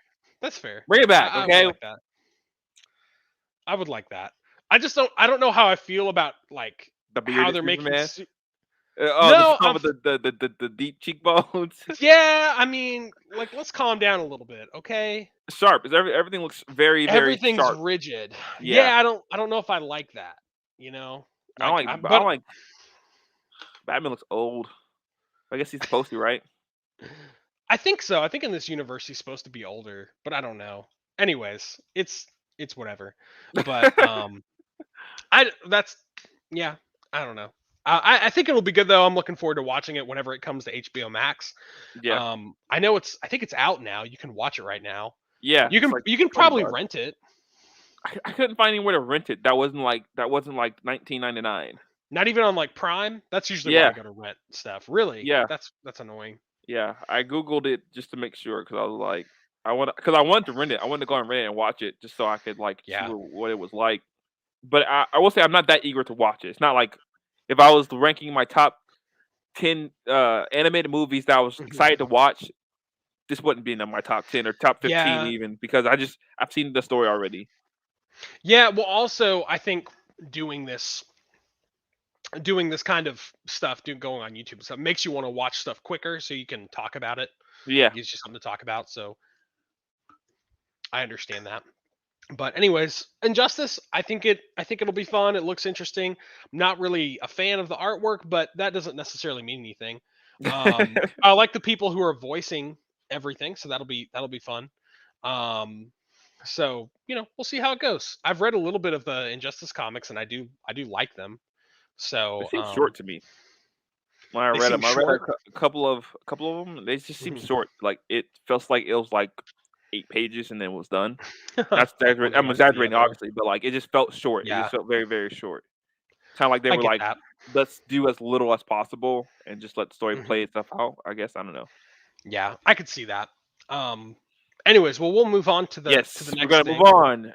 Next we got NFL. Let's talk some NFL. We're gonna do some Oh, our favorite segment of the NFL. oh, Eric's It's picks. better than any segment that you could possibly come up with. Okay. Oh, Matter of fact, it's so amazing. The NFL has called us and asked us to feature this segment on Sunday Night Football. no, it didn't. It's everyone's favorite game. Eric's picks. Dun, dun, dun, dun, dun, dun, dun, dun, Do you know any other dun, theme dun, show music dun, dun, besides dun, dun. besides That's my favorite. I don't think Price anything gets more classic than that one. I think that was Price is that's Right? that's That's the correct fair. one. That's fair. Yeah, that's hilarious. Okay, Anyway, so let's talk record first. Let's talk last week first. Let's talk how'd I do? How'd I do last week? You have maintained a winning record every time we've done it so far. Let's We've done it 3 go! times. You've gotten Ah! but I will say this: every time you've won one less game than the week before. Oh, So your record for this week is 8-7. okay. You are 27-20 overall so far. So we got a winning. For someone who doesn't know a lot about sports, you got a winning record here. So that's good news. That's right. I'm doing good. For this week, yeah, 8-7. This is who let you down. The Cardinals let you down. They lost the Packers. It was a hard-fought game. Aaron Rodgers came down. I would say, well, not Aaron Rodgers, but their offensive coordinator came up with a great game plan, and so did their defensive coordinator. Their coaches were on game that day. What week was this? Week 7? Yes, and this is week 8. The Falcons let you down because you chose to go against the Panthers. So the Falcons let you down. Again and again. The Colts let you down. Funny enough, you chose the Colts in week 3 as well, and they lost both of those games. What the heck, man? Versus What's the up with my Titans. affinity for the Colts? You chose the Colts twice against the Titans, and they lost both games. But it was a close one. They Okay. went to overtime, I think, if I remember correctly. The Bengals lost to the Jets, and you picked the Bengals. How did they lose to the Jets, man? Well, the Jets decided they were going to start their backup quarterback, and so they won. And so they won because and so he's in a going to very very Jets fashion. He's going to play every year now, or every game now is what's going to happen, right? The Browns lost to the Steelers. Mm. You can thank your boy Baker Mayfield for that one. What happened to him? I think he was injured and he decided to play anyway. That was stupid. And I don't think he played well. He's never been my boy, though. All right, let's just keep that. I've never liked. He's Baker from Oklahoma. Mayfield. I just assumed he was your boy. No, he was at OU, bro. I'm an Oklahoma State fan. You know this. Oklahoma State, go Pokes. Go Pokes. Which we're doing very good this year, by the way. Yeah. I think you guys lost last weekend though, right? We lost to Iowa State. It's always Iowa State, man. Every time, like every time, it's always Iowa State. Drives me crazy. Anyways, every time we're having a great season, we lose to the rinky-dink team. That's like, that you should beat. We're hoping to go to the playoffs, but we'll see. Anyways, continue. I picked the the Eagles. Let you down. Yeah, Eagles won. The Rams won. The 49ers won. You picked the 49ers. The Bills won. You picked the Bills. Mm-hmm. Patriots won. You picked the Patriots. Seahawks won. You picked the Seahawks. even against my better judgment. But you did Boom. pick the Bucks versus the Saints, and the Saints did win Ah, with their backup man. quarterback again. Another backup quarterback bites you, Eric. That's what it is. Well, It's it's these unexpected. freaking backups. It's unexpected. You picked the Broncos versus the football team, and the football team was victorious. The Which football team? team. The Washington football team. Oh man, I told my wife about. So dumb. Everyone's a football team. I don't understand that. Everyone is a football team. The soccer guys are football teams as well. Like this is just so confusing. The logo's horrible too. It's just a W. It's just a W. Yeah. Dang. Well, apparently they found their identity. So they heard your speech I'm about telling you, identity. man, that's and my they figured thing. it out. They don't know who So- they are, so hopefully they'll figure it out one day. Cowboys also won over the Vikings, and the Chiefs beat the Giants. So I've two been very close games though. This has drawn me a little bit more into the sports world since I've been doing this lately, and so Yeah. I've been listening to a little bit. Do you think this is the Cowboys' year? No. No, you think it's just talk, and they're gonna flop again like they always do. I mean, a lot of it just depends on Dak. If Dak is going to be healthy at the end of the year, then I say, yeah, probably. But if he's not, then no, I don't think so. You think they'll go to the Super Bowl? I just don't see them beating the Bucks, and I don't see them beating the Rams. Honestly, I just don't. Like, if Tom Brady's on his game, I don't think anyone can beat him. I think if the only thing I'm worried about with the Bucks is their defense. The defense is it's not really good right now. Mhm. They're good at against the run, but just the pass, they're kind of just getting beat. Mhm. And the Rams just got Von Miller. I don't know if you heard about that. I did not hear about that. Mm-mm. Yeah, so the guy who terrorized Cam in the Super Bowl, they just got him. Super Bowl MVP is going to the Rams now. So now they got Aaron Donald and they got Von Miller. They got a Dang. bunch of guys on that defensive line, which is just killing people. The number one is sacks, and they got Von Miller now. I'm thinking about all those Lions fans who are like, Matt Stafford is horrible. We hate Matt Stafford. I was never one of those people. Like, I remember having people tell me, man, you guys' quarterback is trash. And I was like, you don't watch games. Like, you don't watch games. He's a good quarterback. He would always, whenever he would play for us, he'd want to win so bad. I think that's what it was. He'd want to do things he wouldn't normally do if he wasn't in that situation. Interceptions. He would always No, I get that. Yeah. I mean, I was watching. That's the way football works. Like when you feel like all the pressure is on you to win, you make mistakes because football is supposed to be a team game. Like you're supposed to have a team built around you, no matter who you are, whether you're Tom Brady, whether you're the Patriots, whether you're the Chiefs. You have to have a team built around you. Like that's a more team dependent game than basketball is. Yeah. I mean, I think Matt Stafford reminds me a lot of Brett Favre. Yeah. He reminds me a lot of Brett Favre. Yeah. I can see that. Gunslinger, sideways. He's got that sideways throw. Football. Tough as nails. Tough as nails. I've seen Matt Stafford get like destroyed, and then like he's like laying on the ground like out. Yeah, and he jumps played at up Detroit. and he starts running, and I'm like, what are you doing? Like, sit down. Let the team come and help you first. I always got so scared when he'd run because he's not a running quarterback. He's not. I mean, unless his game he's is fast on his legs. He's pretty good on his legs. Yeah, he's pretty good on his legs. I think he's pretty tall, isn't he? Tall, yeah. He's a rather tall guy. He's also very clutch, is what I've always liked about him. He's very like he's definitely good in late game situations. Yeah, he is, but the Lions aren't. That's just because your franchise is cursed. Oh my gosh, man! You guys ruined Barry Sanders. Like you ruined what should have been the greatest running back of all time. I agree. Ruined him. So football has cursed you. And Calvin Johnson. Yeah, and Calvin Johnson. They gave you a second chance, okay? They gave you a second chance. Another generational player. You know how many times that happens in a franchise's history? No, we messed it up. Yeah. Well, the thing is, too, I don't think Calvin Johnson would have retired if we would have not clung to him so much, Yeah. Like, that's just what the franchise does. They're like, we don't want you to leave. And it's like... I actually just watched an interview. He finally did like a...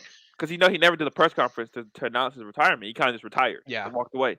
And so he finally did like a little retirement video about why he retired. And he said it was the hits that took their toll on him. I could see that. Yeah. Because he's so tall and so huge. People people were double ridiculously teaming strong. him all Yeah. the time. Like he he'd would be get triple thrown. teamed sometimes. Yeah, and he would basically get thrown to the wolves every Mhm. game because Yeah. that's all you could do is to Mhm. just throw it up to him. Yeah. And also because he was so big and tall, Mhm. like defenders, the only way you could bring him down was get his legs. Yeah. That was it. Yeah. And so you had to target his knees and his thighs and his calf. And so Mhm. I get it, takes a toll on you. And you have to hit him as hard as you can. Like you can't go Yeah. soft on him. You have to hit him as hard as you Yeah. can to get him down. Yeah. I just think I wonder if he would have probably kept playing if he would have been allowed to leave the Lions earlier, you know? Okay. You mean like go to a different team or you mean like Yeah, just go to a okay. different team or something like that. Because like he didn't play football until he got in high school, right? Yeah, I heard that. Yeah, he's Freak. like, What a freak. I know he played. He was going to go to college for baseball Yeah. of all What a freak. sports. Like, I know, crazy. But he made like people who weren't even Lions fans would watch the Lions around that time because he was just fun to watch. Like, Yeah. and plus, I mean, him and Matthew Stafford they were really good together. Yeah. So, but I mean, to be honest, he got his receiving yard record and Yeah. all that stuff. He just never got his ring, which I hate that. You hate hearing people like Barry Sanders and Calvin Johnson's not getting rings because you may not hear about them as much, in the future. So, even though they were Yeah. like arguably the best if they would have kept playing. So, but anyways, enough about the Lions. I always bring them up because it's sad. And I saw the score. I told you I wasn't allowed to watch it because they kicked the game off because nobody was watching it. And they scored in the fourth. And it looks like they were only 2 field goals, I'm assuming. So, it just... The Lions are so cute. It was... Oh, man. The kittens. They're like everyone's baby brother. Oh, man. I feel so bad for them. And I think I'm scared they're going to get another 0-13 season. I'm scared for them, man. Hey, I mean, they might need to. You need a quarterback. You desperately need a quarterback. But I honestly think, and this is just my personal opinion, I don't think you draft a quarterback before you draft the line, unless it's like a generational guy like a Lamar Jackson. Man. Dude, our line like is horrible. Yeah, I think you draft it. I think you need to draft, especially if you can wait a draft a year and just draft like offensive linemen, just pick them up, really good talented guys, and then the next year draft a good QB behind them. I think that will help your QB much more than just getting a guy right now and going, all right, we're gonna push you out there and just go play as best you can. And then he's just like, then he gets hurt. He's getting like 30 sacks a season. It's like something crazy like that. It's like you can't get anyone to stay or to play well behind that kind of terror. I watched a little bit of that game before it got kicked off. And the last game is what I'm talking about, by the way, anybody who's listening. And the Eagles versus the Lions, and the Eagles put like 40 on y'all boys? That's crazy. Yeah, it was high. I was about to say 60, but I don't think that's accurate. It just felt like that. They were scoring like crazy. But they they were just... I saw how weak our offensive line was, and I was like, oh my gosh, wow. like we're getting ate up. Yeah. And it's always been that way. It has always been that way. Like honestly, that year we got to the playoffs and we did decent. A few, like when Matthew Stafford was there and we had Calvin Johnson. Our defensive line was finally strong enough to where we were getting like a good amount of sacks and people were scared of us on defense. And our offensive line was somewhat strong. It's still arguably that was still our weak point on the team. But we had Matthew Stafford where he was able to get rid of the ball quick, and he had Calvin Johnson. So it's like, just throw it to Calvin. Just throw it to Calvin. Just throw it to Calvin. So, I mean, it's just one of those things where it's crazy. But anyways, we'll move on from there. So what else did I just got to do my picks, and what other games did I do bad at? That was it. 8-7 this year. This week. So we're going into next week, 27-20. All right, man. Let's not start dipping into that 7-8 record, okay? Try not to. I'm gonna pull up the week 8 matches just so I have something to look at. 9. Oh, sorry, week 9? Yes, sir. Oh, okay. My bad. Week 9. All right. And Yeah, what I have, I do not have the win-loss count, so I should be able to I'm just going to pick off of the matchup. So I'm starting with this Thursday, and we have New York at Indianapolis, right? Mm-hmm. Jets versus Colts. Who you want? You gonna bet your money against the Jets again, or you gonna pick the Colts again? Honestly, I think there's going to be, since it was the backup quarterback, I think there's going to be some sort of story, and I don't think it's going to be a fluke. I'm going to say the Jets this time. Going with the Jets. I'm scared. Eric and Pick the them. Jets. All right, Raiders versus the Giants. Dang, the Raiders versus the Giants. I don't, man, that's risky for me. I don't, I don't know. Let's do. This is so hard. Let's do the Raiders. Raiders. All right, Mm. Falcons versus the Saints. Falcons versus the Saints. Did the Falcons win last week? No, they lost to the Panthers. Lost to the Panthers. Barely, right? 19-13. 19-13. Okay, close. Did the Saints win last week? Yes. They have a bye. Okay. Oh, I don't know. Let's go with the Saints. Any reason why? No, I'm just trying to do something different than what I did last week. That's really Wait. Why would you do something different? You won last week. You had a good record last week.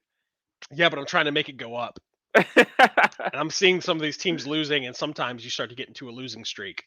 And I'm concerned about that. All right, Bills versus Jags. Bills versus Jags. Let's go with the Bills. The Buffalo Bills. Why the Bills? They've been playing good lately, right? Yeah. You were telling me earlier you were thinking you'd probably lose to them, so I'm guessing they're doing good.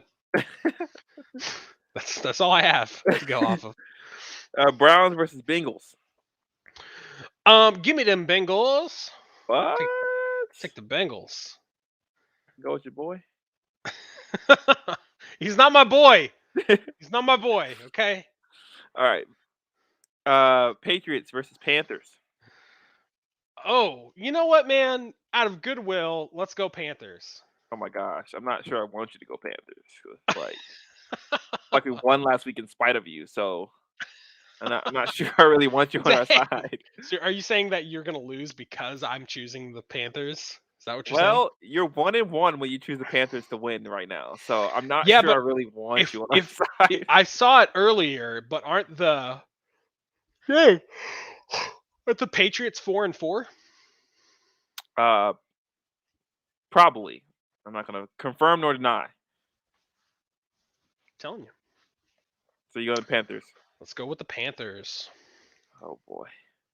All right, Broncos versus Cowboys. Let's go Cowboys. Cowboys. How about them boys? Why Cowboys? Just to make Stephen A. Smith mad. I'm sure he's not phased. I'm sure he's like, they're gonna lose in the playoffs. They always do. Like, I'm sure that's what he's gonna, All right, Vikings versus Ravens.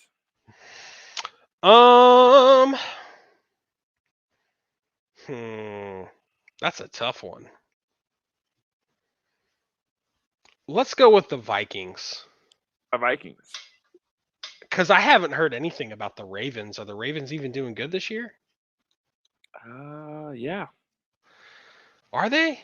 Well, you chose Vikings already, so I guess I can tell you the Ravens are actually one of the really good teams of the season. What's up with the Birds being good this year? The Cardinals are doing good. The Ravens are doing good. I haven't heard anything about the Ravens. Maybe it's because they're doing good. They got Lamar Jackson, man. How could they not be doing well? Well, I don't know who that person is. So and that should sum up Eric's knowledge and just a nice little clip. I should clip that one and just put that like 2-second little thing on our. Well, I don't know who that is. I don't, man. He's on the cover of Madden, man. Come on, get it together. I don't play Madden. Okay, I don't play it. It's stupid. Madden's dumb. I hate sports games. I love sports and I hate sports games. Okay, well, he was also the MVP last year, I think. Well, okay. I'm pretty sure. Anyway, Texans versus Dolphins, or 2 years ago, I think he was MVP.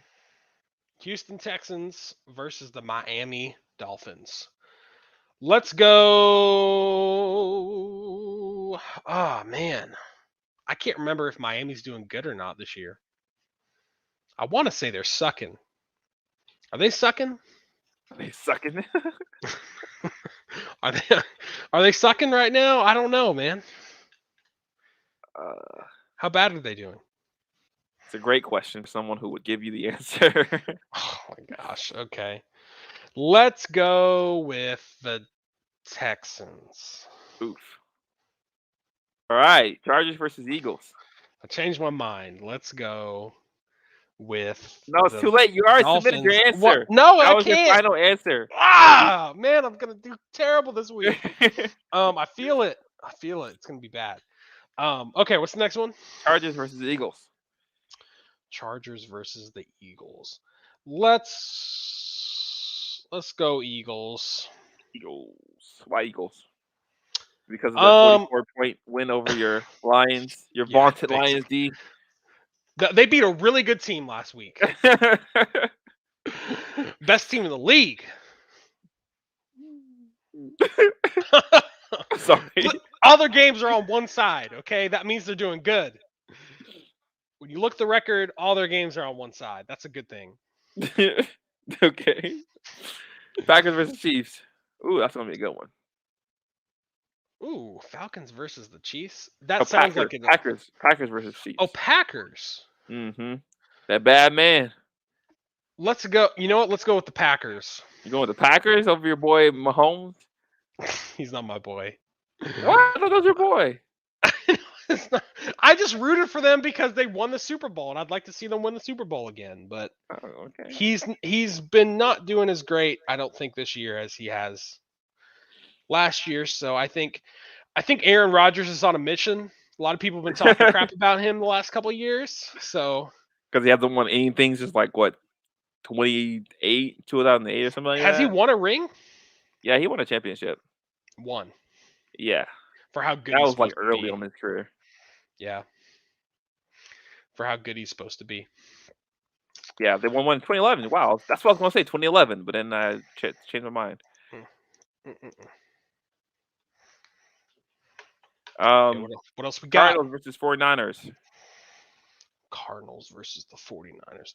Let's go with the Cardinals. All right. Taking them birds. Titans versus Rams. Oh, let's go with the Rams. You going with the boy Matt Stafford?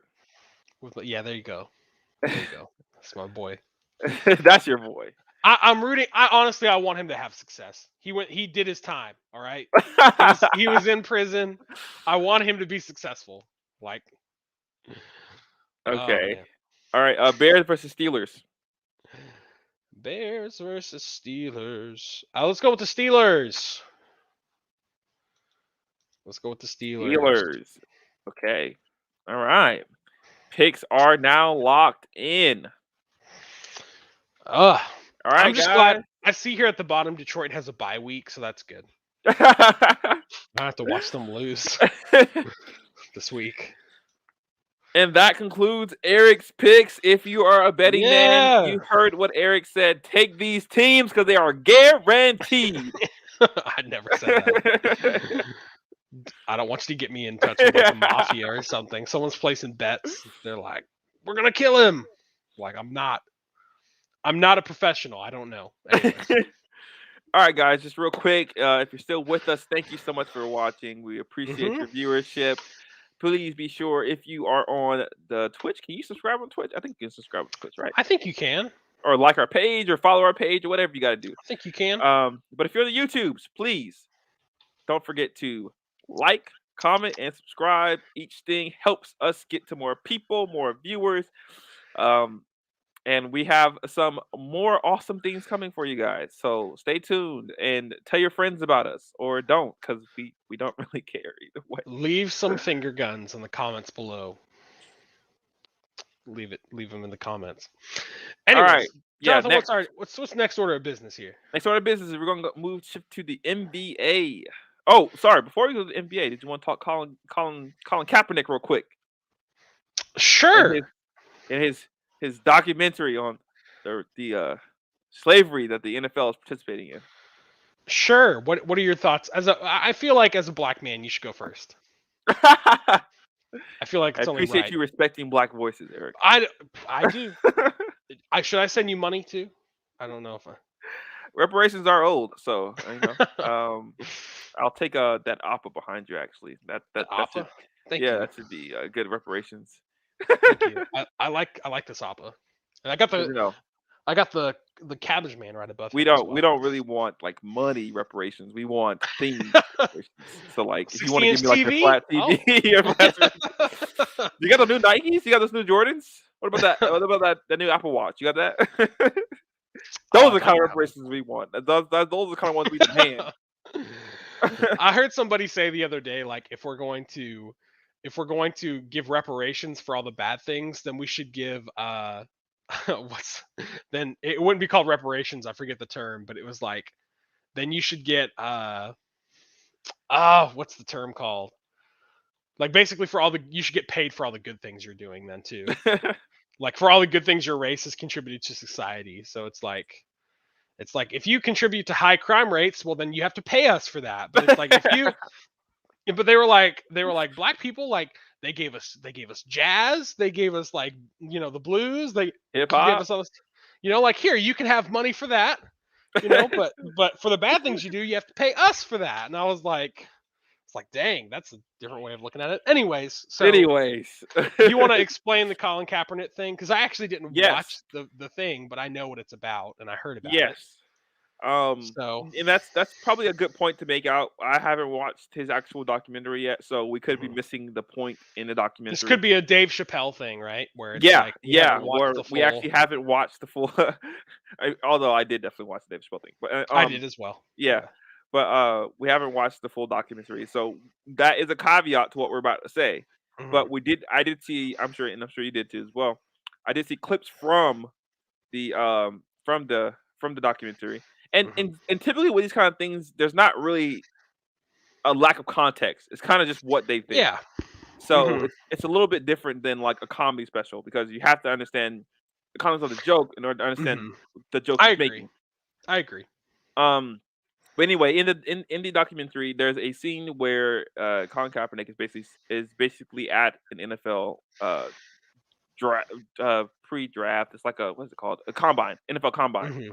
So basically, they're at the combine. There's a bunch of black dudes there, and they're all getting measured. They're getting weighed. They're having their heart, their blood, and their body checked just to make sure they're good. And Colin Kaepernick is saying, like, this is basically similar to how they would do at the slave market. And so the scene kind of changes to where the guys are walking away from the NFL combine, and they're walking into slavery, basically. And now it's like cotton fields, and there's the white guy. He's like, well, what about this guy? He's very good. He's pretty strong, and he's got the seller's voice on. And then there's another guy who comes and like he's checking the kid. He's like, oh, okay, well, he looks pretty fit or whatever. I don't know. And so he's basically making like a parallel. Like, look at these situations; they're kind of the same. I believe he even said, like, when I watched the video, he said that the men in the NFL Combine were being poked and prodded against their will. And I was like, against their will? Is that? I feel like this to me is very resemblant to the Jussie Smollett situation.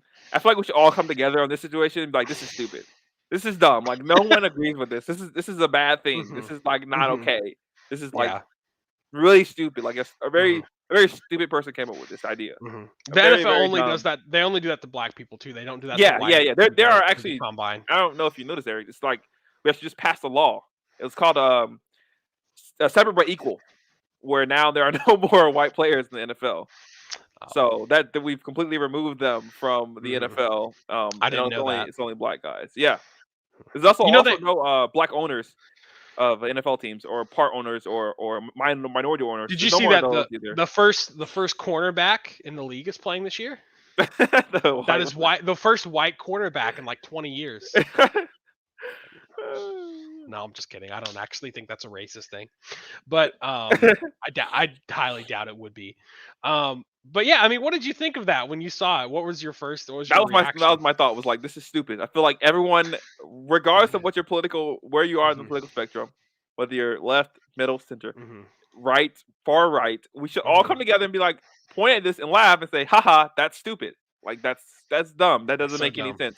Yeah. Because you're getting like to make the equivalent, like to make that parallel is basically giving no respect to what people went through in slavery. Like it's giving zero respect, legitimacy to the kind of horrors they suffered Mhm. under a system where they weren't paid, where they were completely brutalized, like of their not of their free will.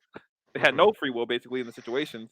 Mhm. Where they were hunted and tracked. Like this is you're completely underplaying what these people experienced and went through by trying to Mhm. compare that to multi-millionaires who get to play a game. It's literally a game. You get to play a Mhm. game for millions upon millions of dollars for Mhm. other people's entertainment and enjoyment at your Mhm. own request. You file the request with the NFL and saying, I want to play.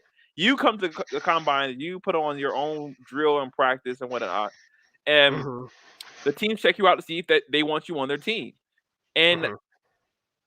you make tons and tons of money playing this simple game.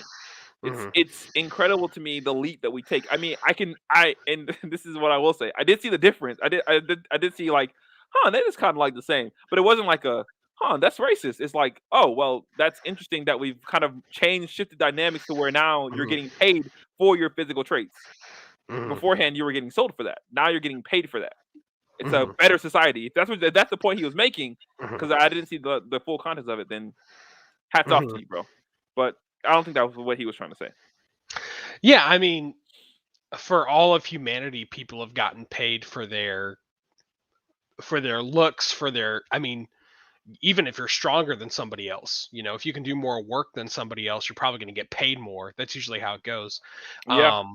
But literally all they're doing is they're checking for who will possibly have the best athletic ability, who's going to be the best person for me. So why wouldn't you want to know their body type and their heart rate? And the other thing that you mentioned it, but other people keep leaving out is like they're choosing to be there.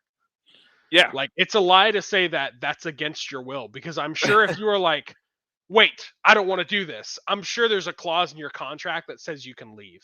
Yeah. You can retire at any combine. point. Yeah, you can just, all right, I don't want to do this anymore. I'm done. Yeah. Like, Regardless of your contract, like you don't even have to hold to the terms of your contract. You can literally just Yeah. retire and just be like, I'm done. Yeah. And no one can say anything else to you. It's just like, okay, well, he's done. He doesn't want to take part in this. That's fine. Yeah. So that's kind of my thing. When I saw that was the biggest thing. Literally to me, it felt like they were the comparison was like, in this comparison, you have men lining up and they're being checked for their bodies. And in this one, they're being lined up and checked at their bodies. And it's like, yeah, let me go to like the doctor's office down the road and see them being checked out. Like, you know what I mean? No, like, Eric, that's slavery, okay? You're completely removing the context of why they're being checked out. You know what I Yeah. mean? One is obviously voluntary, the other one's not. Also, you're acting like everybody who's in the higher ups is like white people. So you're saying it's only white people who own franchises, it's only white people who are in the system of choosing these players, and that's just not true. Yeah. And you would have to also be saying that it's only black people who are being, who go to combines. All the white guys just kind of just get into the league or somehow. Yeah. But even the white guys get, they also have the same measurement requirements. And in most cases, they don't meet up to what the standard is, because most cases they don't. Yeah. It's literally overwhelmingly black. It's an overwhelmingly black sport. It's an overwhelmingly black system. I mean, and that's because you're choosing the best, right? Yeah. You're choosing the best. And in this According scenario, ability, in this scenario, most of the time, black people are the best for this. I mean, I'm not saying that it doesn't win out in every individual case. That's why we Yeah. have, and honestly, that's why we have a lot of white quarterbacks, is because they're just generally like, I actually kind of think that like white people, because it's like this in a lot of scenarios, white people usually have a position that they're like, okay, if I'm going to be good, I'm going to have to pick a certain skill and just stick with that. You know what I mean? Yeah. Like there's wide receivers and tight ends, but like that's why you see so many white guys on the line. You know what I mean? Because there's a lot of big corn-fed, white guys that are like, I can hit somebody, and that's just what it is. You know what I mean? Like, and they're like, okay, yeah, go ahead, you can hit someone. But I mean, if we're talking about athletic ability, I think it just makes sense that, you see more black people. I mean, because generally, as we're seeing in a case by case basis in the NFL, like they're usually stronger, they're usually faster, they're usually, better, they have better hand-eye coordination. It's just how it works out. So Yeah. And it's actually which is another interesting conversation to have at another podcast at a later time about why there are more white quarterbacks than there are black quarterbacks in the league, or why that's still kind of the trend going forward, is that it's typically still more of typically still get more white quarterbacks than black quarterbacks. It's a conversation to have at a different time. What do you think that is, by the way? Just real quick. I think a lot of it just has to do with the mental aspect of the game. It requires consistently good decision making at a consistently high level, and I think just and this is kind of anecdotal because it's based on my experience. My experience with just growing up in black neighborhoods and going to black schools and stuff like that. You achieving greatness in like in mental things isn't really looked upon as like that's something to achieve for. That's something to strive for. It's more like your athletic ability is who you are, and so if you are athletic, then that's what you are. And so that tends to lead you to stray away from the mental aspect of the game, which is why when you see a lot of black quarterbacks, you never really see a pocket passing black quarterback. Almost 90% of them, 98% of them are all going to be running guys who use their athletic ability to make bigger plays and stuff like that. And I'm not saying that's bad. I'm just saying that removes the focus from the important part of the game, which is the mental aspect, the high level decision making at a consistent rate, which is typically where our Caucasian brothers excel. Yeah, I mean, I probably look at it, I have a much different perspective than you do, so I probably look at it as more of a, looking at the past and looking at who your heroes are, I think probably most, there's always been a pretty wide amount of white quarterbacks. I don't know why that is. I'm sure it stems back to where there was like where there was a white league and a black league. I'm sure it stems to that at some point. But as we went forward, there was a lot of white quarterbacks. I don't know why that is, but why does it continue to happen? Well, probably because, I don't know that many black guys or black kids growing up who are like, yeah, I want to be the one throwing the ball. You know what I mean? Yeah. Like on a simplified basis, I could probably see more being like, I want to be a receiver. I want to be the one who runs way out there and catches it for deep. I don't want to be the guy who's throwing. That's actually a good point because if you think about it, the person who gets all the heat, basically whenever a team does bad, it's the quarterback. But you never hear anyone says, "Oh, that receiver isn't very good for this team," and it's just among casual fans. Not talking about the analysts and experts and stuff like that, but among casual fans, the first person that they typically are going to blame is going to be the quarterback. And so, if you want all the glory but none of the consequences of actions and stuff like that, you want to be a receiver. You want to be a defensive player because you basically get to, especially if you're a defensive end. You get all the sacks, but you don't have to. It's not really your fault if your team doesn't perform well because you're a defensive player. If your team doesn't perform well, it's usually going to be the quarterback. So everyone's going to blame the quarterback and the head coach, and that's going to be that. But I think going forward, I think we probably will start seeing a lot more black quarterbacks, just because the game is now transitioning from that kind of pocket pass Tom Brady era to now a more mobile. Yeah. You almost have to have a running quarterback at this point, which is why it's so crazy that Tom Brady's doing so well, because he doesn't have really that athletic gift to be able to run like that. You're also seeing a lot more in the college Yeah, type. The college game is exactly. really changing where you're seeing a lot more running quarterbacks. I remember that was a big thing back in like the mid 2000s Yeah, when or Colin Kaepernick was late playing, 2000s. actually, was when it started Mhm, really blowing up. It's like people are like, "Oh man, mhm, running quarterbacks going to come and change the entire league," but mhm. the league wasn't ready for it back then.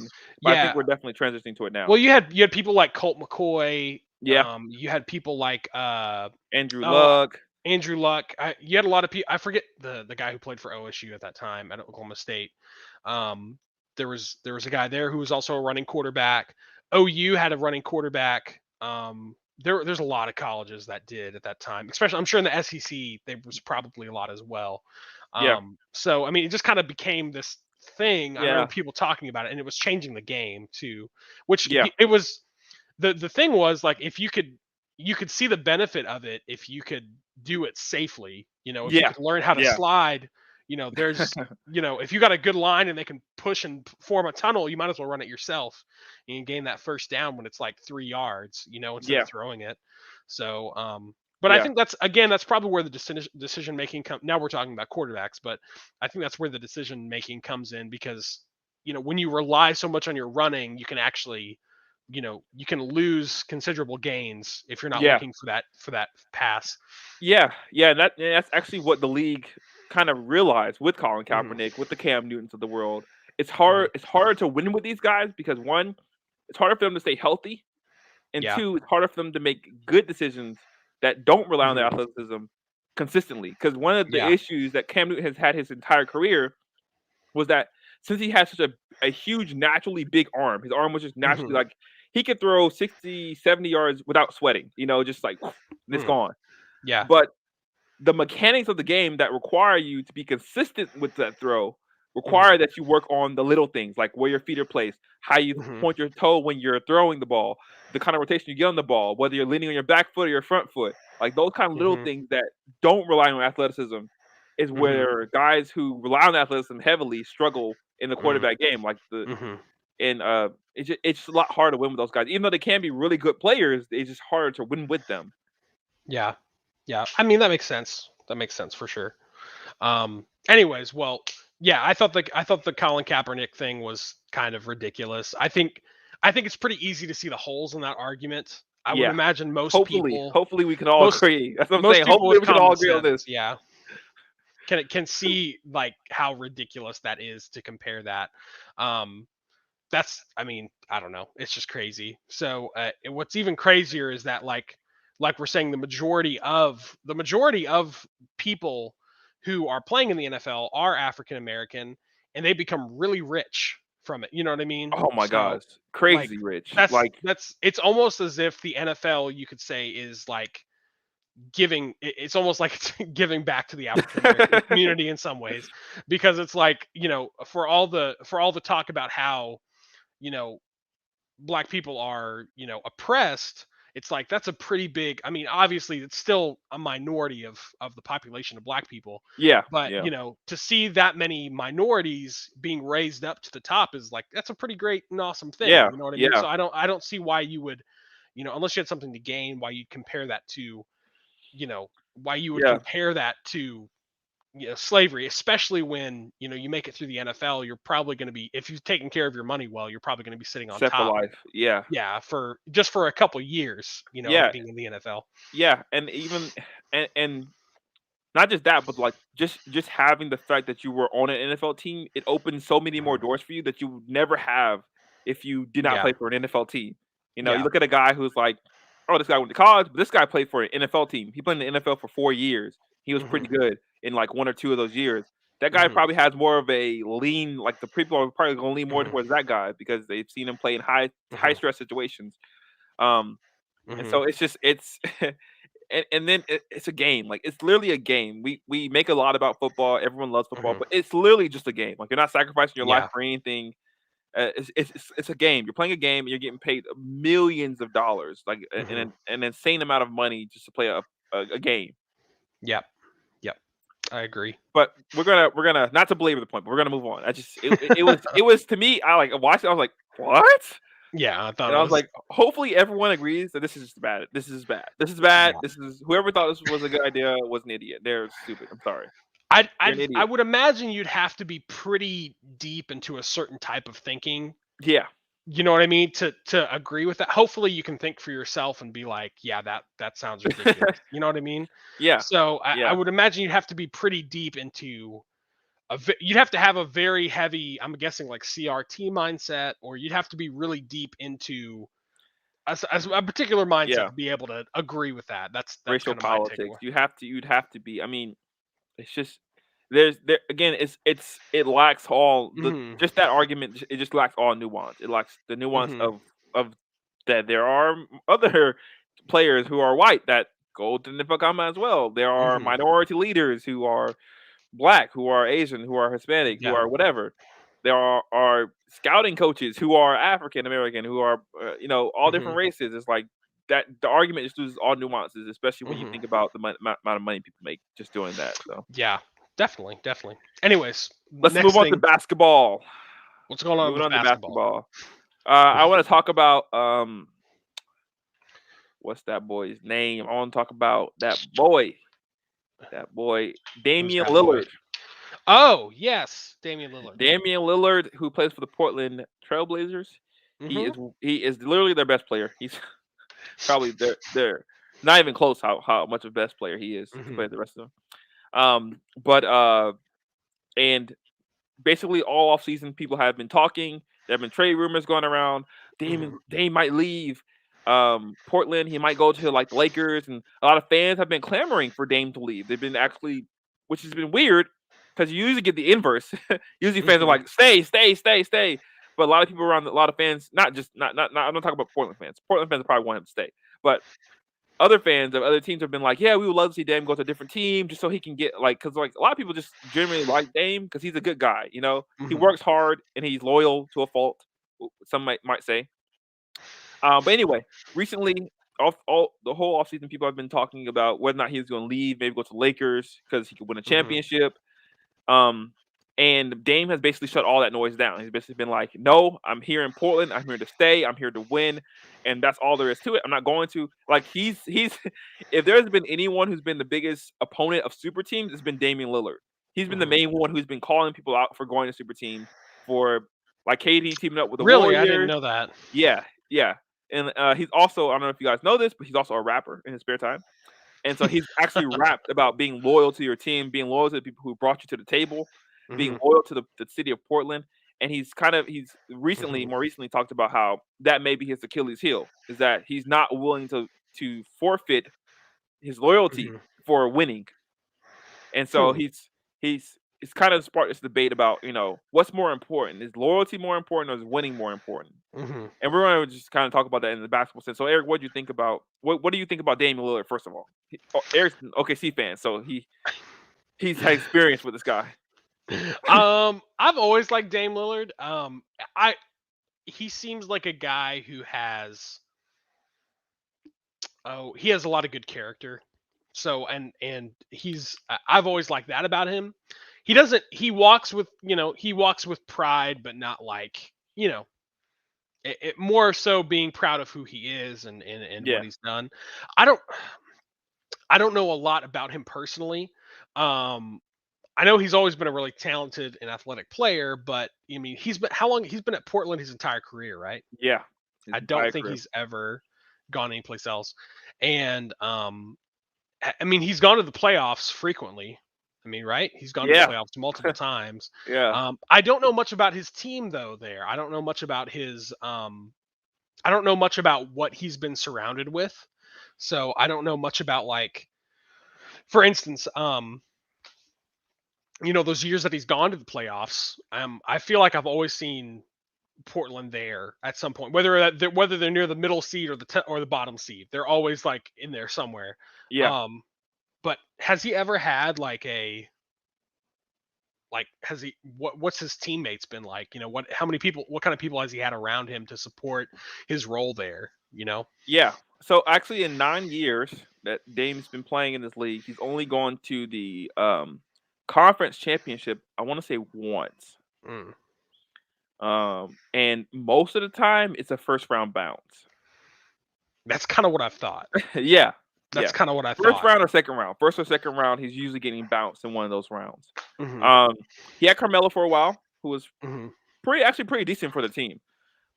He had But Carmelo wanted to win, so he wasn't called a a snub or whatever. He's Charles just Barkley. basically, yeah. Nobody wants to be a Charles Barkley. He's kind of the staple, Yeah. So yeah, Has he Mhm. go ahead. What were you about to say? Sorry, I was gonna say, does he? I think the thing with him is that if he's gonna choose to stay, he's got to work with his organization. If he's Yeah. not, you know what I mean? He's got to. If he wants to win and he wants to stay, then he's got to work more with the organization that's there and say, hey, we need to get some people who can play around me, who can actually build a team with me. I don't, and you can say I don't want a super team. That's fine. That's not building a super team. That's saying, hey, we need to get some guys with talent, whether we're picking them up through the draft or whether we're, trading for some second tier players. You don't have to get superstars all the time. Yeah.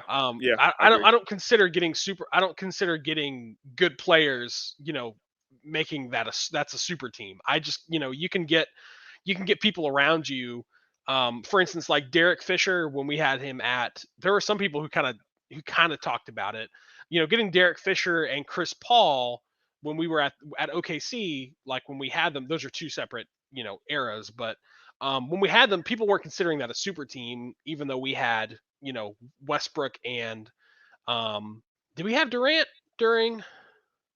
Did we have No, Durant so when we had Derek Fisher? Westbrook got traded for Chris Paul, but you did have Durant when you had Derek Fisher. Yes, that's what I meant. That's what I was talking about. So Yeah. people didn't consider us a super team because we had Derek Fisher, Yeah. but he was vital for our team. He was important for our team, and he helped our team that year. He did. He was very clutch in the 3-point line. He made some clutch shots for quite a few games. So he just needs someone like that who can actually support him in his role. And I think that's going to get him what he wants. But also, you got to respect the man's decision. If he doesn't want to go out of his way to win a ring, then that's understandable. And I think that's kind of, in some ways, I think that's just really appreciative that he's not gonna, Admirable. Yeah. he's gonna get his ring his way. He's not gonna do it by just picking up the best that are out there. Because it does make, to be honest, it does make those rings kind of lose their luster, so to speak.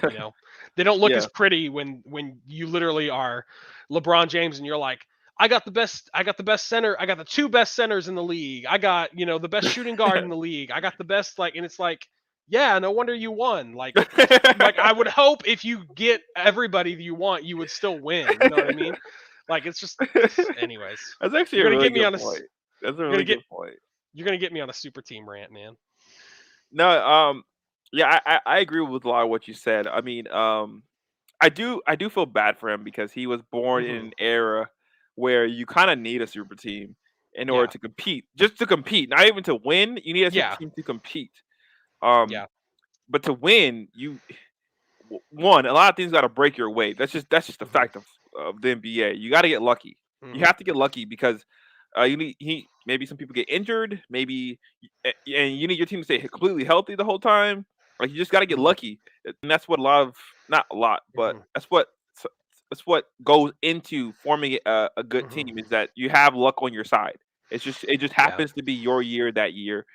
And so I feel bad for him because I understand how loyal he is. When people were talking about him leaving, I was like, no, he's not going anywhere. Like, he's made his bed already. Like, he's already made his bed, and he has to lie in it, or he's gonna be the biggest hypocrite ever for jumping ship to go to a super team because he's losing. So I feel bad for him for that reason. But again, this is the bet he made for himself. So he's gonna have to stick it out. And I don't know that any free agents are going to want to go to Portland of all the places to go to when you have like LA with LeBron James, and you have Miami with Jimmy Butler, you have, Chicago with all those guys over there. You got Boston, and you got, these hot destinations that you can go to that are big market. You got New York's getting big. It's the Oklahoma City problem. Yeah, it's like, do you really want to go to sleepy Portland? Like, do you really want to you want to hang out in rainy Portland? Is that where you want Yeah. to spend the rest of your career? Like, I don't know any players who are jumping at a chance, and maybe and then with Dame's game style, it's just like he's very iso ball kind of style. Mhm. So it's not Yeah. really like the Warriors or anything like that. Well, he might or the have to Bucks. change adjustments if he may have to adjust if he wants somebody. You know. Yeah, Do you think he even wants somebody though on his team? yeah. I mean, I You think think he he really does? wants to win. I think he really, really wants to Mhm. win. But I Mhm. think he wants to be true to himself more than he wants to win, though. Mm. And I don't think he can get out of his way of that, of being more true to himself than Mhm. because I think to him, if he goes to like a Lakers and he wins a championship, it won't Mhm. mean anything to him. And Yeah. if it doesn't mean anything to him, it doesn't mean anything to anybody. Basically, is how he sees it. I think. Yeah. I mean that's fair. He's being true to himself. Is Yeah. all. Yeah. I think the other thing too is I'd like to know what he thinks a super team is. Yeah. You know, what does he view as a super team? Because there's a difference between having talent around you, Yeah. like talented people, and then also being like, we're a super team, you know, Yeah. like, because also that's changed. Like, to be honest, the Miami Heat were the first super team and they only had 3 superstars, and that's not what a super team is anymore. A Yeah. super team is Yeah. like you have 5 superstars and then like 2 or 3 on the bench. Like that's essentially Yeah. what it is. Yeah. If we're looking at the Lakers, if we're looking at the Brooklyn Nets, Yeah. like they have like 5 superstars starting in their positions, and then they probably have, you could make a case for the 1 or 2 sitting on the bench Yeah. that they're like a solid player, they could possibly lead a team themselves. You know, like it's kind of crazy. So I mean, if he got, I mean, who else does he have right now that's of any worth? CJ McCollum is pretty good. He's a Okay. 20, 23, 24 point a night kind of guy. Hmm. Who else he has? I want to say Nurkic. Nurkic is a pretty solid big man. He's like a 15 and 10 kind of guy. Hmm. I'm not sure as at how good of a defender he is though. Hmm. They got one more guy on their roster. Let me check. Well, I guess my consideration, my thought would be, if Toronto can win a ring, why can't Portland? If Milwaukee, yeah, that's why I agree with you. Milwaukee, If Milwaukee can win a ring, then you should be able to win a ring in Portland. But Mhm. again, it with Milwaukee had the benefit of having a and I want to use my words carefully here, but to be Mhm. honest with you, Giannis is kind of a generational player. Mhm. He's somebody who's going to change the way we play basketball currently. Like, we've had like this notion of positionless basketball kind of floating around in the ether for so Mhm. long, and I think Mhm. it's solidified itself in him because he's not your traditional 7-foot big man, Mhm. and he's not even your traditional small forward slasher. He's like a Mhm. hybrid of all these different kind of positions and Mhm. play styles into one like unstoppable force, honestly. Mhm. And so Mhm. I don't know that we'll ever see anything like that again. In like, it might take another 10, 15 years before we see another player like that. And I don't think, it's just my opinion. I don't think Dame's that kind of player. He's a good player. He's a really talented player, but I don't Yeah. think he's a Giannis level player to where he can like change a franchise by himself. Yeah, well, that's why I say I think he just needs to. Well, I think of the Toronto Raptors because they won in 2019, Yeah. and I don't know who they had. I'll be honest, I don't know who they had on their team, but all I know is they had the same type of situation, I would imagine, as Portland, right? Like Who they're in a who place. wants to go to Toronto? Yeah, they have Well, and Drake's there, man. I mean, if Drake's there, I think everyone wants to go chill with Drake. Degrassi's there. That's my favorite show. The wheelchair. Anyways. I never watched Degrassi. Anyways, yeah, I think it's the same type of situation though, where it's like, what does Toronto have to offer? I mean, it probably has the same, some of the same things as Portland, but when you think of big cities that I want to go play at, you don't think of Toronto. Yeah. So I mean, I don't see why they can't. Who did Toronto have when they won?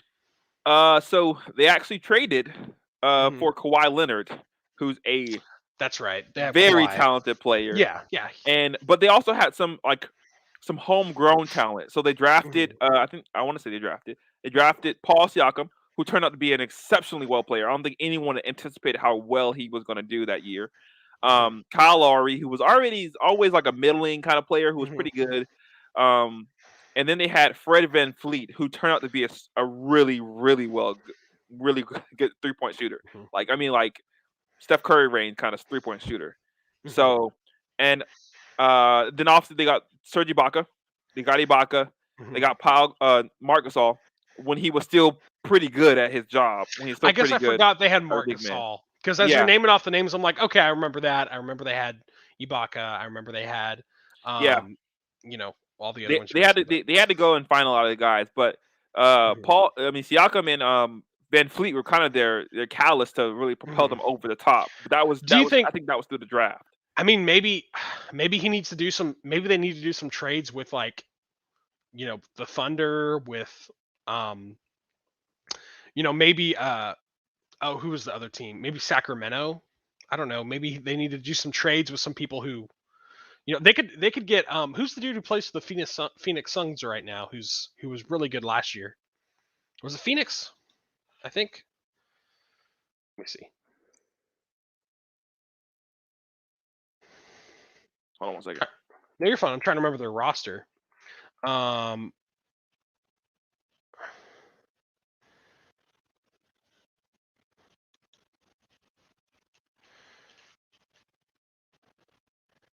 Devin Booker. I mean, they could get like a Devin Booker. They could get a JaVale McGee. I don't know if JaVale McGee would move, but anyways, I don't know. I think they could get some players like that. They could go to Phoenix. They could go to Oklahoma. I think they just probably need to make some trades. If he doesn't want a super team, if he doesn't want a super team, then he's probably going to have to go to smaller markets and get players from there that are talented. Yeah, I mean, and that's what I was thinking about the Milwaukee Bucks. I think they're a good example of not a super team. And I don't think the Phoenix Suns were a super team either. No, they had some really good players, but none of them were like, you know, exceptionally great. I think Giannis was the best person on the floor, but he didn't have any other co-stars that were like superstars. You know, Drew Holiday's a really nice player. I wouldn't call him a superstar. And his running mate was also a solid player, just not a superstar. So that's the kind of team I think he would like to build. Is just, can the management get those kind of players who want to come to Portland and start that process? Because as of now, they're not going to win this championship with the roster they got right now. No way. Yeah. What do you think of? I mean, I don't know what. I guess essentially what they would have to do. Do they have any picks coming up or anything like that? Any draft picks? Yeah. Great question. I'm sure they do. But that's another problem though, is that they never. I'm not gonna say tank, but they never have a bad enough record because, like you're saying, they're always in the playoffs. So they're always good enough to get into the playoffs. But when you get into the playoffs, that puts you behind on trying to get a good draft pick. That's true. That's true. So it looks like they have the 43rd draft pick. Yeah. I mean, they got some solid players, but a lot of these guys are young, and they're not going to be good enough right away to make a convincing difference. Well, you know, it's the beginning of the season. They're not doing that great. I looked at their record. They're like 3-4.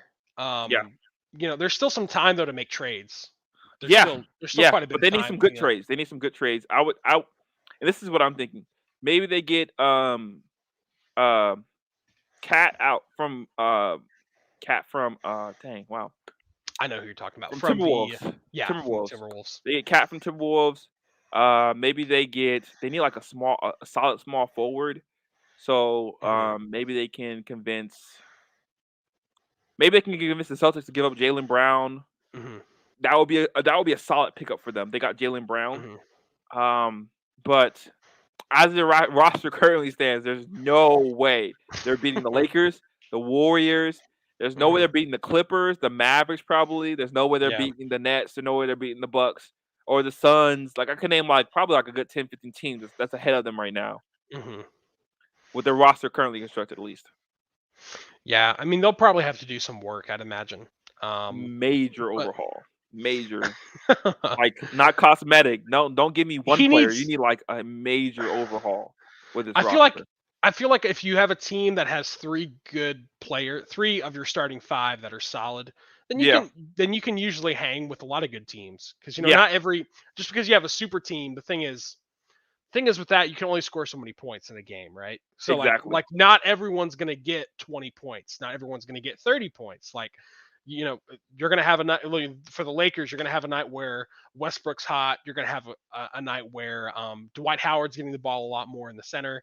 So it's not like even though it's intimidating, it's like you don't necessarily need five all-star players. Like you just got to Yeah, have at least I'd say probably three solid players, and then from there, if you think about it, when the when Golden State when they were first when they had their first championship, when they were getting really successful, they had Steph Curry, they had Klay Thompson, who was a no name. Nobody knew who Klay Thompson was. They just knew he was a good shooter. yeah, He yeah. he had a hot hand. 3-and-D kind of Um, guy. That's what they. yeah, That's what we all thought. They had Draymond Green, who was pretty solid defender. If I Yeah. could be wrong on that, but No. at Yeah. the Yeah.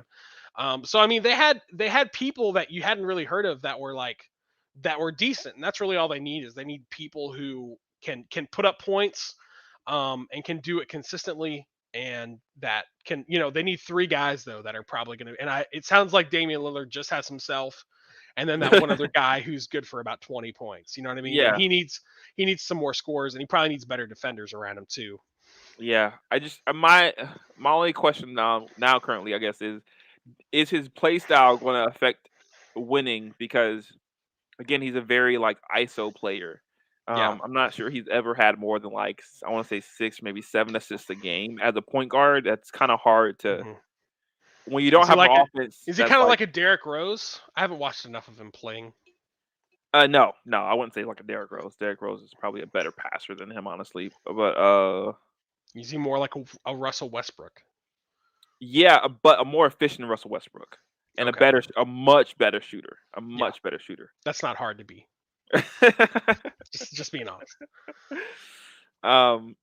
So yeah, but he kind of reminds me a lot of like a Steph Curry before Steph Curry got like all the good got before he got Klay Thompson and Draymond Green and he got Steve Kerr as his head coach. It seems like they're just like a Dame's missing that kind of coach who's going to really teach him how to play the game without having to need the ball all the time. Mm-hmm. And I think that's what Steph had to learn, and that's why Steph has been so successful. Mm-hmm. Hold on, Well, I'm looking at his assist. Yeah, he had 8.6 last year. Wow, okay, that's pretty he has high. 8.6 this year. 8.5 this year. So I mean, he's getting better they could be assisting, but they could be a sleeper team in some ways. You know what I mean? Like they may end up being that. It's too early to tell, man. To be honest, it's too early to tell. There will have to be a lot of injuries, is what I'm saying. Like if there's any way they compete for a championship, there has to be a lot of injuries. There has to be a lot of injuries. Honestly, come Christmas or the beginning of January, we'll know a lot more about how the season's going to play out. Because right now, even though they're 3-4, I mean, there's lots of teams that start out like that, and then they end up, they end up having 10 losses or 12 losses the whole season. You know what I mean? So it's just hard to tell. Yeah, we'll see. We'll see. We got, like I said, we got time. You think they go to the playoffs? Probably. You think they can get into the top 8? I think they'll definitely get a playing game. Mm-hmm. But I don't imagine that they. I'm thinking of these teams that are ahead of them. I'm like, I can't see you beating them. I can't see you being better than them. Like the Nuggets is a really good team. The Suns, the Lakers, the Clippers, the Warriors, the Mavericks are going to be a good team this year. The Grizzlies are going to be a really good team this year. And then you still got the Pelicans, who are kind of like a mystery team. They might be pretty good. They might be pretty bad. We don't know yet. So you just got a lot of teams ahead of them that are going to be really, really good this year. And so I'm trying to imagine a world where like maybe they win the 8th seed or the 7th seed. But at that point, do you like? Is it really worth it? Like, if you know you're going to get obliterated by the Lakers in the first round, like, is it really worth it to win that 8th seed? Do you really want that? Yeah, I don't know. I mean, to say you have it at least. I guess, but it's just it's another year of a first round exit. Like There's I don't know always a what. chance. There's always a chance if you can make it to the 8th seed. But you see, in the NBA, I think what you're arguing is in the NBA, you have the benefit of tanking, right? Yeah, Like, so would yeah. you rather have that 8th seed or would you rather tank so that way you Well, can be a I good don't think team they should next year? tank. I don't think they should tank. I think they should do is they need to trade whatever pieces they have left for some high value targets, for some Mhm. high value players, maybe some older players who are end of their career kind of deal. But go to some of these bad teams and just be like, hey, you're trying to rebuild. We'll give you 2-3 draft picks for some of your Mhm. really good, older kind of players. Like I was talking about, Yeah. like Cat. He's a Mhm. really good player in a bad situation. Go get him. Mhm. Ben Simmons. Ben Simmons could be a very key element to their team. He's a great defensive player. He's also very good in orchestrating an offense. He's super great on the fast break. That's something that can Mhm. contribute to their team. Put him around some shooters. You got a great guy right there. You just they gotta figure out how to move some of these pieces because you don't Mhm. want to end the year without a shot in without Yeah. any shot to win a championship. You want to end the year at least saying like, okay, we had a chance, but we just missed a piece here and a piece there. Yeah. That's fair. What about the Nuggets? The Nuggets they're 4-3 right now. Oh yeah, the Nuggets are probably going to be good. I don't know when Jamal Murray's coming back though. That's probably my only question. Oh, I About them. forgot that they have Jokic. Yeah, yes, you're. I Who's wonder the when dude? Jamal's coming back. They had somebody last year that I thought was fairly Yeah, good, but I his can't name's remember who it Jamal was. Murray. That's what I'm talking about. He's Oh, okay. injured. I'm trying to figure out how long he's going to be out for though. I think it might be till the All-Star game Oh, that would or suck. a little bit before that. Man, that's such a long time. Yeah, it's going to be like half the season. That's crazy.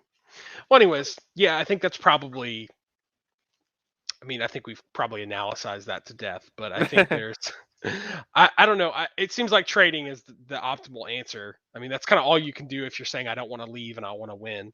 Yeah, But I don't. I think he probably just, to be honest, LeBron is probably the best at working with the front office. And honestly, you probably need more players doing that. yeah. You know, No, yeah, I agree. you probably need I more agree. players who are like, I'm not going to leave it in the hand. I'm not going to leave. If you want to win, you can't leave the decision. Decisions, yeah. You can't leave your team in the hands of somebody else. You have to. Now, I'm not saying you can. The one thing I don't like about LeBron is that he goes in and I feel like it seems like he probably pushes people out of the way and is like, make this pick, do this, do that. I feel Yeah. like he does that sometimes, and he might not do that. It feels that way. Feels like that's what kind of power he has there. Yeah. And Oh, so yeah. I don't think players should do that, but I think they should definitely have their voices heard. Yeah. If they're playing on the team, especially because you can find out who they want to play with. You know what I mean? Yeah. You can talk about, and I'm sure a lot of these super teams have probably done that, but if he hasn't, that's probably something he's going to have to do. Yeah, and that's why I agree with you at that point because I think the players know better who meshes well with their games than like somebody who's sitting in the front office just watching the game Yeah. casually. I think any individual player would know better than a front office guy, Mhm. honestly. Yeah. Now there probably is some bias with like, oh, I want to play with this guy. Doesn't mean that it's going to Yeah. really work well, but I Yeah. think they would still know better than anyone else who's going to mesh well with my game. Mhm. But anyway, Yeah. we can move on. Last one of the day. I thought we had one more thing. I was Andy Mineo, right? Yeah, that's it. I think. Yeah, so. it's the last one of the day. Yep, that's it. Okay. Yeah, so the I was last agreeing with topic. you. Okay. The last topic of the day is we're gonna talk about Andy Mineo's new album, Neverland 2. So, guys, we are so diverse, okay? We don't stick with just the comic stuff or the sports stuff Why do you feel like you have to or the tell them that, politics Jonathan? stuff. Because I've never, to be honest with you, I've never seen a show like this before, and that's why I love about the show Mhm. is we cover so many broad range of topics We do that cover a we're lot. we're talking about music now today. Today we're going to be talking We are about music. talking We're about going to talk music. about Andy Mineo. Eric and I have always liked Andy Mineo since we're in college, so that was actually one of our mutual things that brought us closer as Mhm. friends was listening to music. Mhm. Because we had both listened to Lecrae growing up for most of our life. Mhm. And so Yeah, I remember when I found out who Lecrae was, and I was all about Lecrae when it was early on. And then I listened to a lot of Christian rap.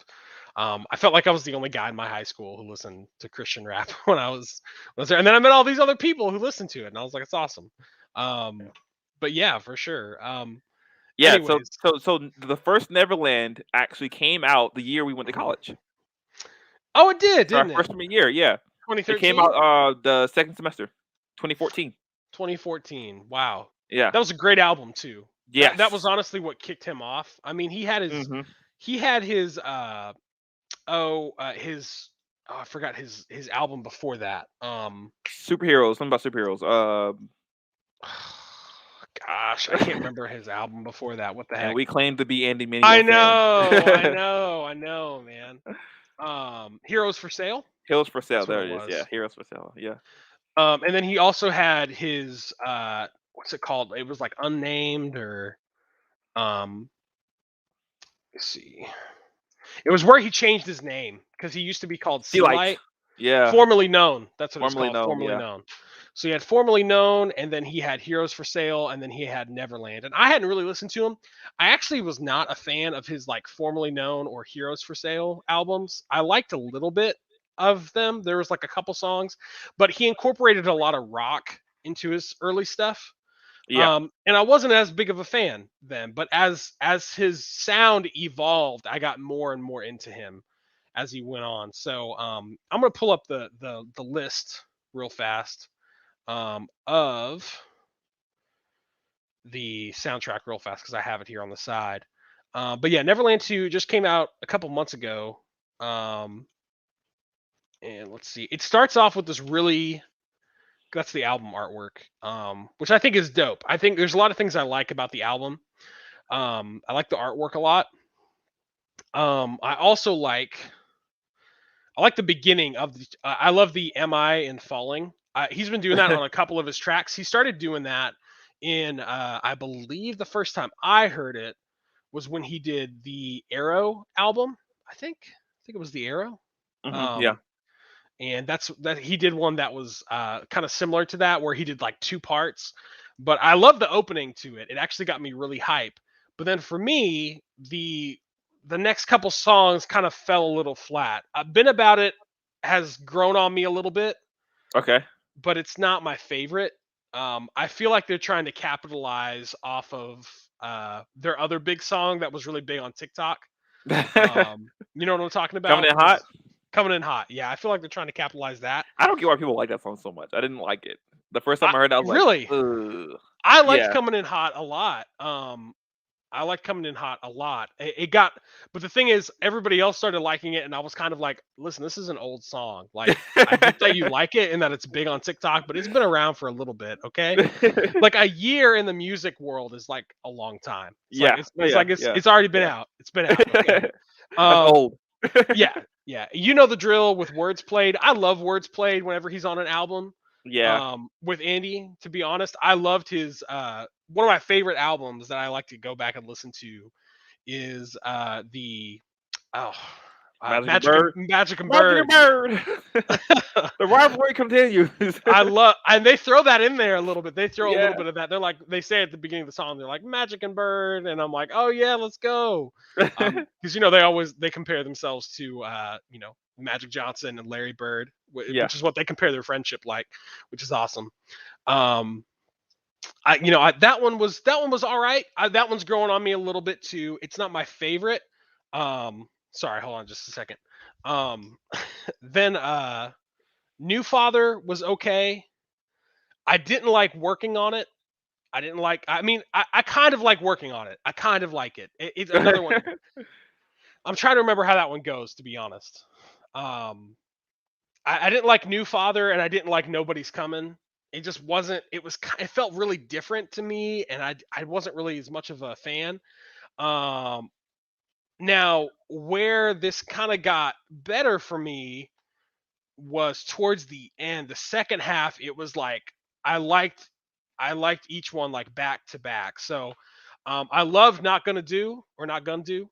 Where it's like, here's what we not gonna do. I love the beginning of. I love his first line where he's like, he's like, here's what we're not gonna do, and he's like, when she shoots in my DMs with those nudes, and then he says, and he's like, I type back to her, my wife got those too, and I'm like, oh, and then he's like, and and he says, and I'm gonna pick hers if I had to choose, and I'm like, oh, it's so good. Like, I don't know, it's just classic Andy Mineo with like the hilarious like sex reference, which I love. I love that he's been doing that in his videos lately, or in his songs the last like couple albums, and I've been really enjoying that because it's just funny. He loves to brag that he's married and that he has a healthy marriage, and I think that's great. That's not what you hear in regular. You don't hear that in regular hip hop music. If you Yeah. think about it, it's all about getting all the women and having meaningless sex, and then figuring out what to do with those feelings after you have meaningless sex. And then Andy Mineo's over here just like, man, why don't you just skip the whole feelings part and get married, and then you can have sex because you love this person, and that's what it's about. You don't Yeah. have to worry about these bad feelings afterwards. And so I love that. I've appreciated that more as I've gotten married. That's probably not gonna do is probably one of my favorites. It Could Be Worse grew on me. I didn't really like it that much when it premiered. Priorities is great. I like Priorities a lot. Anyways, Cross My Heart was good. I really like Trying. Trying has gotten a whole lot better for me as well. Cross My Heart is okay. It's not my favorite. It's all right. But I would say the strong part of the album for me was probably when it hit number 8, and it was Yeah. like number 8 all the way down to number 11, like 8, 9, 10, and 11. For me, it was just like back to back. I really liked them. And 12. Yeah, and 12. Sorry, I forgot about 12. The album art is written weird, so I'm kind of like, what? But yeah, all the way down to 12. I liked those. That second half was really strong for me the first time listening. Now, the more I listen to it, and I'm sorry, I promise I'm gonna let Jonathan talk. The more I listened to it, the earlier ones started to feel a little bit better. But I gotta say, it didn't sound like Neverland 1 very much. It didn't sound like Yes. Neverland Okay, yeah. 1 at all. I would say it sounded very different. So I was expecting something else. I wasn't expecting this. But as someone who likes his newer style a lot, I loved The Arrow. I loved The Sword. His 2 EPs he put out, those are really great. I liked his Happy Thoughts album. His Happy Thoughts album was great. I personally really liked that. And then obviously I loved Uncomfortable. That's probably one of my favorite albums. I feel like every time I play that, it always hits really well. So I mean, that's kind of where I'm at with the album. I'm probably at like a 70-30, maybe 65-35 for me. Like 65% is good. 35, I'm like, I think the biggest hit is that you're calling it Neverland Part 2, and it does not feel like Neverland. The only part that feels like Neverland to me is where he's kind of talking about his childhood a little bit, and he's talking about how he's trying to grow as a person. But that's honestly it's kind of a continual theme throughout his music, to be honest. Yeah. I mean, it's Agreed. kind of always there. So if that's what do you? if that's the case, if you're gonna call, if you're saying that, oh, he's calling Neverland because he's still talking about his childhood, then you should basically call every song he does Neverland. Yeah. It just let me start off with the positives. I love the album. The album was amazing. Like the first time I heard it, I was like, oh, okay. The second time I heard it, I was like, oh, okay, wait a minute, okay. And then now I'm hearing it, I'm like, dang, this is actually kind of fire. This is low key, like really, really, really good. I'm actually a little bit of the inverse of you. I love the first couple songs. Really? At least 1 through 3, I'll say for sure. I love those. I was a little disappointed with the Wordplay one because I was like, that one's he's usually my favorite person on whenever Andy Mineo does an album. It's like he's usually my favorite person to listen to because I just love the way he plays with words. Obviously, yeah. I love Words Played a lot. He's also kind of been missing a little bit from a lot of 116 stuff and a lot of Lecrae's record company. He usually does a lot of stuff with that, and I don't even know if he's put out an album in a while. So anyways, I loved hearing his mom on the track on all the tracks too. I love that I did too. because Yeah. I didn't know much about his mom. I know obviously know about his sister because of one of the songs he put out. Mm-hmm. But I didn't know his mom passed away. That was shocking to me. But Oh, then you didn't hearing know her, that? Yeah. hearing her talk about him and like how he fell in love and how he was as a kid and as a teenager, I could see the transition of him as a person. Especially the part where she says that he had put his faith in rap, and I was like, wow, that really tells you where he's come from. Where he Yeah. came from was like, I'm gonna be the best rapper of all time, and you can still even hear that in his lyrics where he's like, I really want to go down as one of the greatest, but he's like Yeah. now, but I think reality is starting to change his goals because he's starting to realize, okay, I'm working with like half of what most people work with.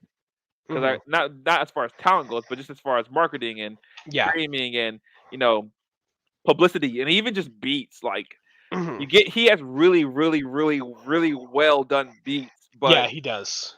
it's still not going to be like what like a Drake gets or what like a Kanye gets or because he doesn't have the same resources that they have. He doesn't have the same hookups. They've they also, if you think about it, they've been around longer too. also that he's Yeah, still they've been. I wouldn't say he's new to the game, but he's definitely like he's still like in the middle of his career basically. He's not Yeah. he's not in that latter stage like the rest of those guys who can just kind of get off on name recognition. They don't even have to be good at this point. Oh They're yeah, not- they they're just put not out good, they just put out an album, and they've been around so long that like literally, if you say you don't like their album, the fans just be like, you're not a true fan. Like you can literally say that. yeah And that's their defense. So yeah no yeah.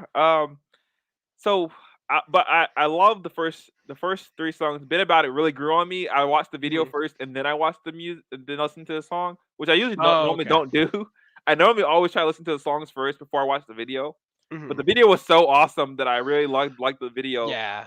And See, the video wasn't out when I watched it, and I actually liked it more once I saw the video. Once I saw the video, I liked it more, so. But that's what a video should be. It should be icing on what was already a good cake. Yeah, that's true. And so the song is still really, really good. And I love Lecrae's part. I think Lecrae has really grown so much as an artist and as a rapper. It's just amazing to me. But also, we can talk about Lecrae later. But also, I like his rap part when he's just like, whoop whoop. That's the sound of the police. I'm like, oh snap! yeah. Like just the whole breakdown of that, just that single verse that he does is just amazing to me. I loved it. It's a good throwback song. Yeah. And go ahead. Go ahead. No, go ahead. You're just... I was gonna say he also kind of does. That's a little bit of a trend in the album too, because he does that in Falling, in the second song. He does that with all of his albums. Do you remember that? He kind of does that with almost all of his albums. He brings a lot of throwback stuff to his like songs and some old like, hip hop stuff. Yeah. So I like that a lot. But yeah, and obviously, so the middle section is where it kind of lost me a little bit. Nobody's coming was okay. Working on it was okay. Like, but Not Gonna Do brought me back into the album. It's like, oh snap, we're back. Okay.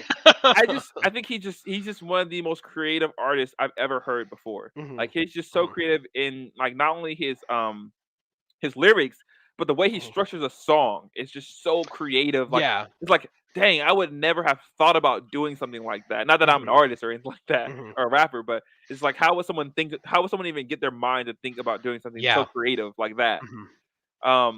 And I love Trying. Trying to me was just amazing. It was like, see, wow. Trying was one of those really interesting. The first time I listened to it, I was like, it's okay, but the second and third time I listened to that song, I felt the building of it. Yeah. And that's what I loved about it. That like he starts off so slow, and then when he gets into that cold, like almost like a sprint, like afterwards, it's literally like he's walking. And then he just kind of like starts going off into a sprint towards the end of the song where he just starts rapping really quick. And I loved that so much. So that one hit me hard later. I was like, oh man, I did not appreciate the song the first time I listened to it because it was very creative. It was very creative. I also did say that the more you listen to it, the more you can feel aspects of Neverland. Because one thing I loved about Neverland was it was a very dancing kind of album. Like if it made you want to get out your seat and like move to the beat and stuff like that. Yeah, and to his lyrics as well. And I was walking out of Best Buy today and I was listening to this and I was just like, dang, I just feel like I want to I want to get down somewhere because it's like it's so positively upbeat and like the all the beats hit hard on the song. Like there's Mhm. nothing that's like no beats that are kind of like wishy washy. Everything is just like Yeah. bang bang bang. I'm coming for you. So I really Mhm. really enjoyed it. Mhm. You want to do some ratings? What we want to do? Like Yeah, well, what I was gonna pull up. platinum stars or something like that? Well, I was gonna pull this up real fast. It's his if I can find it. So Oh, also I hold up. want to say, and me and you Mhm. talked about this, but I felt the album was kind of short. I don't know. It didn't feel like any song was like really given a long, like a Yeah. 5 minute sort of song. I don't know that. I mean, I could be. I'm probably wrong. It's just my viewing, my ears telling me what I was It thinking. it felt a little short. I would agree Yeah, with that. It felt a little short. I got to But 13, and I was like, "Whoa, snap! The album's basically over. Coming in hot is just like an additional song onto the track. It's not really. It's not has no real connection to yeah, the album. yeah, So coming in I was hot. They like, just had to. I was It's like, one of those oh. things where they just had to put it someplace. You know, like that. They basically just had to put it someplace. To Well, be I mean, honest. yeah. Also, like you said, since it's such a well-known Mhm. song across not just Christian media people, but also like Mhm. the larger country now at this Mhm. point. I'm thinking that was a pull for the album. It's like, hey, you like that coming in Yeah. hot song? It's on this new Yeah. album. Yeah. Well, it's also one of those things where it's like so what he does, and he does this with some of his. He's done it with his EPs, but like 1 and 2 are essentially one song. Yeah, Am I and Falling, because they lead right into the other. Which I love that, but it kind of minimizes a track off of it, right? So yeah, instead of having 14, we probably have, we have more like 13 or 12 is what it yeah. Well, feels yeah, like. and also 8. I think it's just his mom talking. Yeah, eight is just his mom talking. Okay, because I was trying to remember that. Yeah, one of them is Um, just his mom talking. I remember yeah, that. which there's nothing bad with that. We're not complaining about the album. It's just kind of Yeah, like, that's why it feels shorter. yeah, But like if you think about it though, Neverland was even shorter because I'm yeah. about to I'm about to share this right now. Um, Here I'm gonna share it real fast. I just wanted to pull up the list. Um, Also Neverland still has kind of his early sound to it. So Neverland was a great song. Paisano's Wildin' is infamous. That's that song. Well, and then also you have You Can't Stop Me. I don't know how you're going to compete with that song. That song's Yeah, gone I think it's gone gold, or I can't remember. I want to say it may have gone platinum, but um I don't think it went platinum, but I remember it did really well. He recently got a plaque for it a couple years ago yeah. because it did so well. Rewind was good. Rewind's a good song. Oh man. All We Got is okay. That one never hit me that great, but Paganini is fire, and Yeah, Death. Death of Me was ooh. That was a Yeah, great so closing album. it had like one song after the other that was just like boom, boom, boom. It was just a great album. So it's hard to compete, but this one just style wise, I think it's because he's just evolved. If he would Yeah, have made I these agree. albums closer together, they probably would have sounded more. That's really the only thing I'll knock him for on this. Also, he's been kind of flirting a little bit with this like slow style that I'm not, which he does slow stuff that I like. But for That's not like instance, his whole style, basically. yeah, Nobody's Coming, that was very like slow, like hip hop, and I didn't really like it. It wasn't really rap. Nobody's Coming wasn't really rap, and I like Andy Mineo the best when he's rapping. Like when he's actually rapping and going through a flow. That's my favorite. But Nobody's Coming is just kind of like dun, dun, dun, dun, dun, dun. I don't know. I was just kind of like I was like, it's okay. New Father I didn't like either. So it's getting there. But anyways, yeah. So I mean they're very different as albums Yeah. as far as they go if you compare them. But yeah, we could definitely rate it. What are you gonna rate it? Um, I'm gonna go. What are we going out of 10 or? You can just make something up. It doesn't matter. Okay, It's cool. it's not like we're real reviewers here. That's true. I'm gonna go.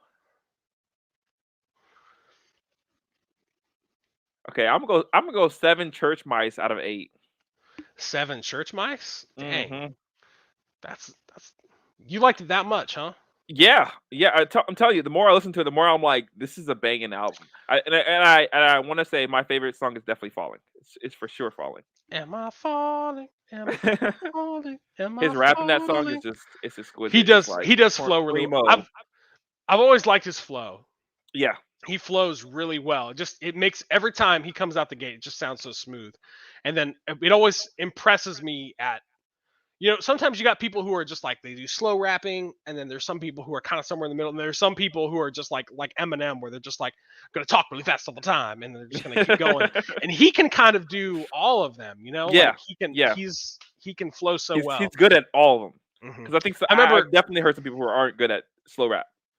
he always surprised me. I watched a video of him doing the 5 Fingers of Death. Yeah, that surprised Remember me that? too. And he did really well on the I 5 was Fingers of Death. shocked. I felt like he could keep going forever, like for days. I was just like, dang, like like I saw Lecrae do it, and he did okay, but he sang lyrics from his songs, and I was like, you losing points for me. Like I know they're like, I've heard lots of people who are like, I've heard a lot of professional rappers be like, people don't respect the freestyle game anymore because people write stuff ahead of time, and I'm like, yeah, but if I've already heard it, like I know you're cheating. Like I can tell you're cheating. Like you know what I mean? And so I saw Lecrae do it, and I was like, okay, that's not that great. Yeah. But Yeah. anyways, so you gave it what 6 out of 7, or you 7 out of 8 church mice? 7 out of 8 church mice. Okay, well I'm giving it 5 out of 7 Italians. 5 out of 7 Italians. Okay. Yeah, that's it. I'm 5. It's kind of leaning on a 4.5, but I'll Leaning give it on a 5. 4.5. Wow. Yeah, but the more I've listened to it, the more I've liked it, so I'll give it a 5 out of 7. I'm a big fan of his, so I've always been like a big critic too.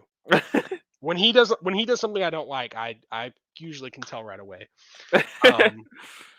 But I've liked. What do you think his last thing I'll say? What do you think your favorite album has been that he's put out recently? Because to be honest, the last 3 years he's given us a lot of music.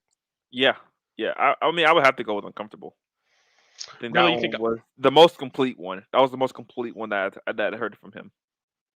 Complete as in like telling a story, or like Complete as in top to bottom, everything was I rocked with like just about everything on the track or on the album. That's fair. That's fair. I gotta say, honestly, I think his 2 EPs hit me really hard when I listened to him. I really liked The Sword, and I really liked crap, I forgot what the other one was called. Arrow? The Arrow. I really liked those a lot. He was supposed to put out more too of those, but I don't know if they got turned into different projects or if they changed. But he was gonna put out 2 more EPs, then he was gonna compile them into an album, and I think that idea got scrapped. But I don't know. It might not. He might still be getting more.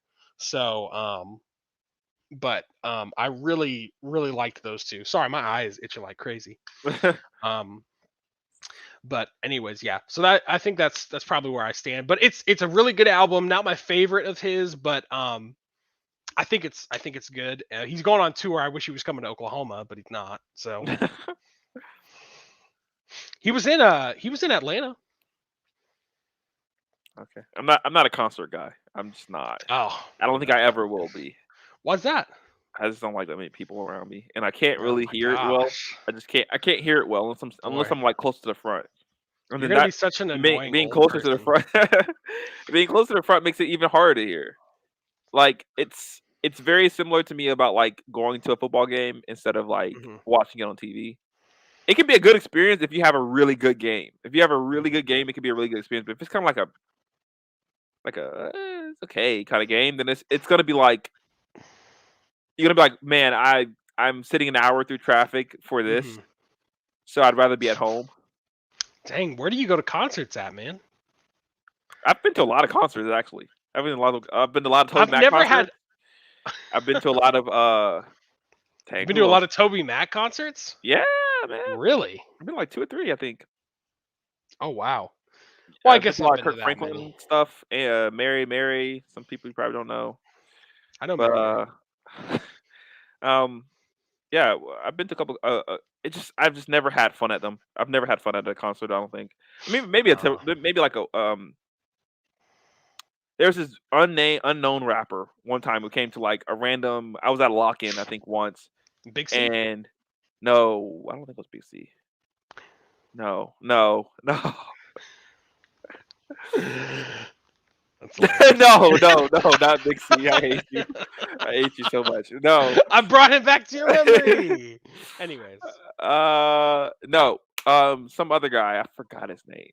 But he had a really good album, and I was just like, wow, that was crazy. But it was not a lot of people there, too. So maybe I just don't like people. Maybe that's my problem. Maybe I just don't like people. That might be like it. I don't really know how we're friends. I don't like people at my concerts. I don't like people at my football games. I just don't like people. That might be true. I don't know how we're friends, but 'cause I'm different. But well, you're not people. You're a person. That's true. I'm a person. I'm a person. People. Anyways, well, I think we should probably call it good, huh? Yes, sir. Let's call it good. Call it good. That was a fun episode. We did a good job. Yeah, I'm excited. Pat on the back. Yeah, thanks. Appreciate And you, viewer, give yourself a pat on the back for watching. Thank you for watching. We appreciate it. Yeah, just stay with us. So we'll be here next week. We'll be here next Tuesday. We'll be here next week, next Tuesday. Yep. Probably talking about. Are you seeing Eternals this weekend? That is the plan. Okay. That's the plan. Well, you should go on Sunday.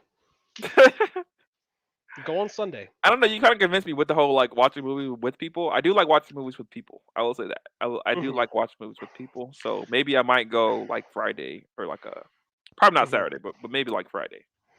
Yeah. Well, if my thing is just like if I'm gonna go with people, I'd rather go with people. I've been to movies where it's filled with people who don't care about the movie, and it's so annoying. You know, you're like the only person laughing.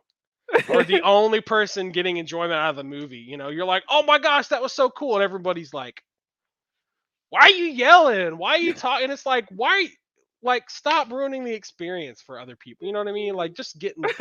And so if you go at the beginning, people are there who I don't dress up or anything, but there's people who like dress up and go, who are just like having a good time. And it's like, yeah, it's fun. It's fun. Anyways, well, I'll do the sign off. So, guys, thank you so much for watching Just Visiting today. We really appreciate it. And we hope you'll visit us again next week as we talk more about the world and life and just your existence and how special you are as a human being. So we love you so much. And we hope you will come back again and subscribe. Don't forget to like and comment. And don't forget the Rogers neighborhood.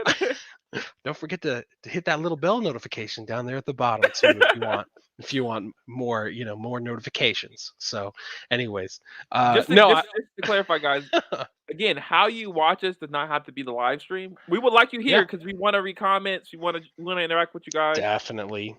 But you can listen to us like we're a podcast, okay? Like we're an audio podcast. We don't really do anything really with these screens. I mean, we might show like a list or something like that. Or maybe a trailer, but you can probably seen the trailer already anyway. But you can just listen to us like a podcast and just plug us into your car as you're driving to work one day and just listen to us. We're a riot.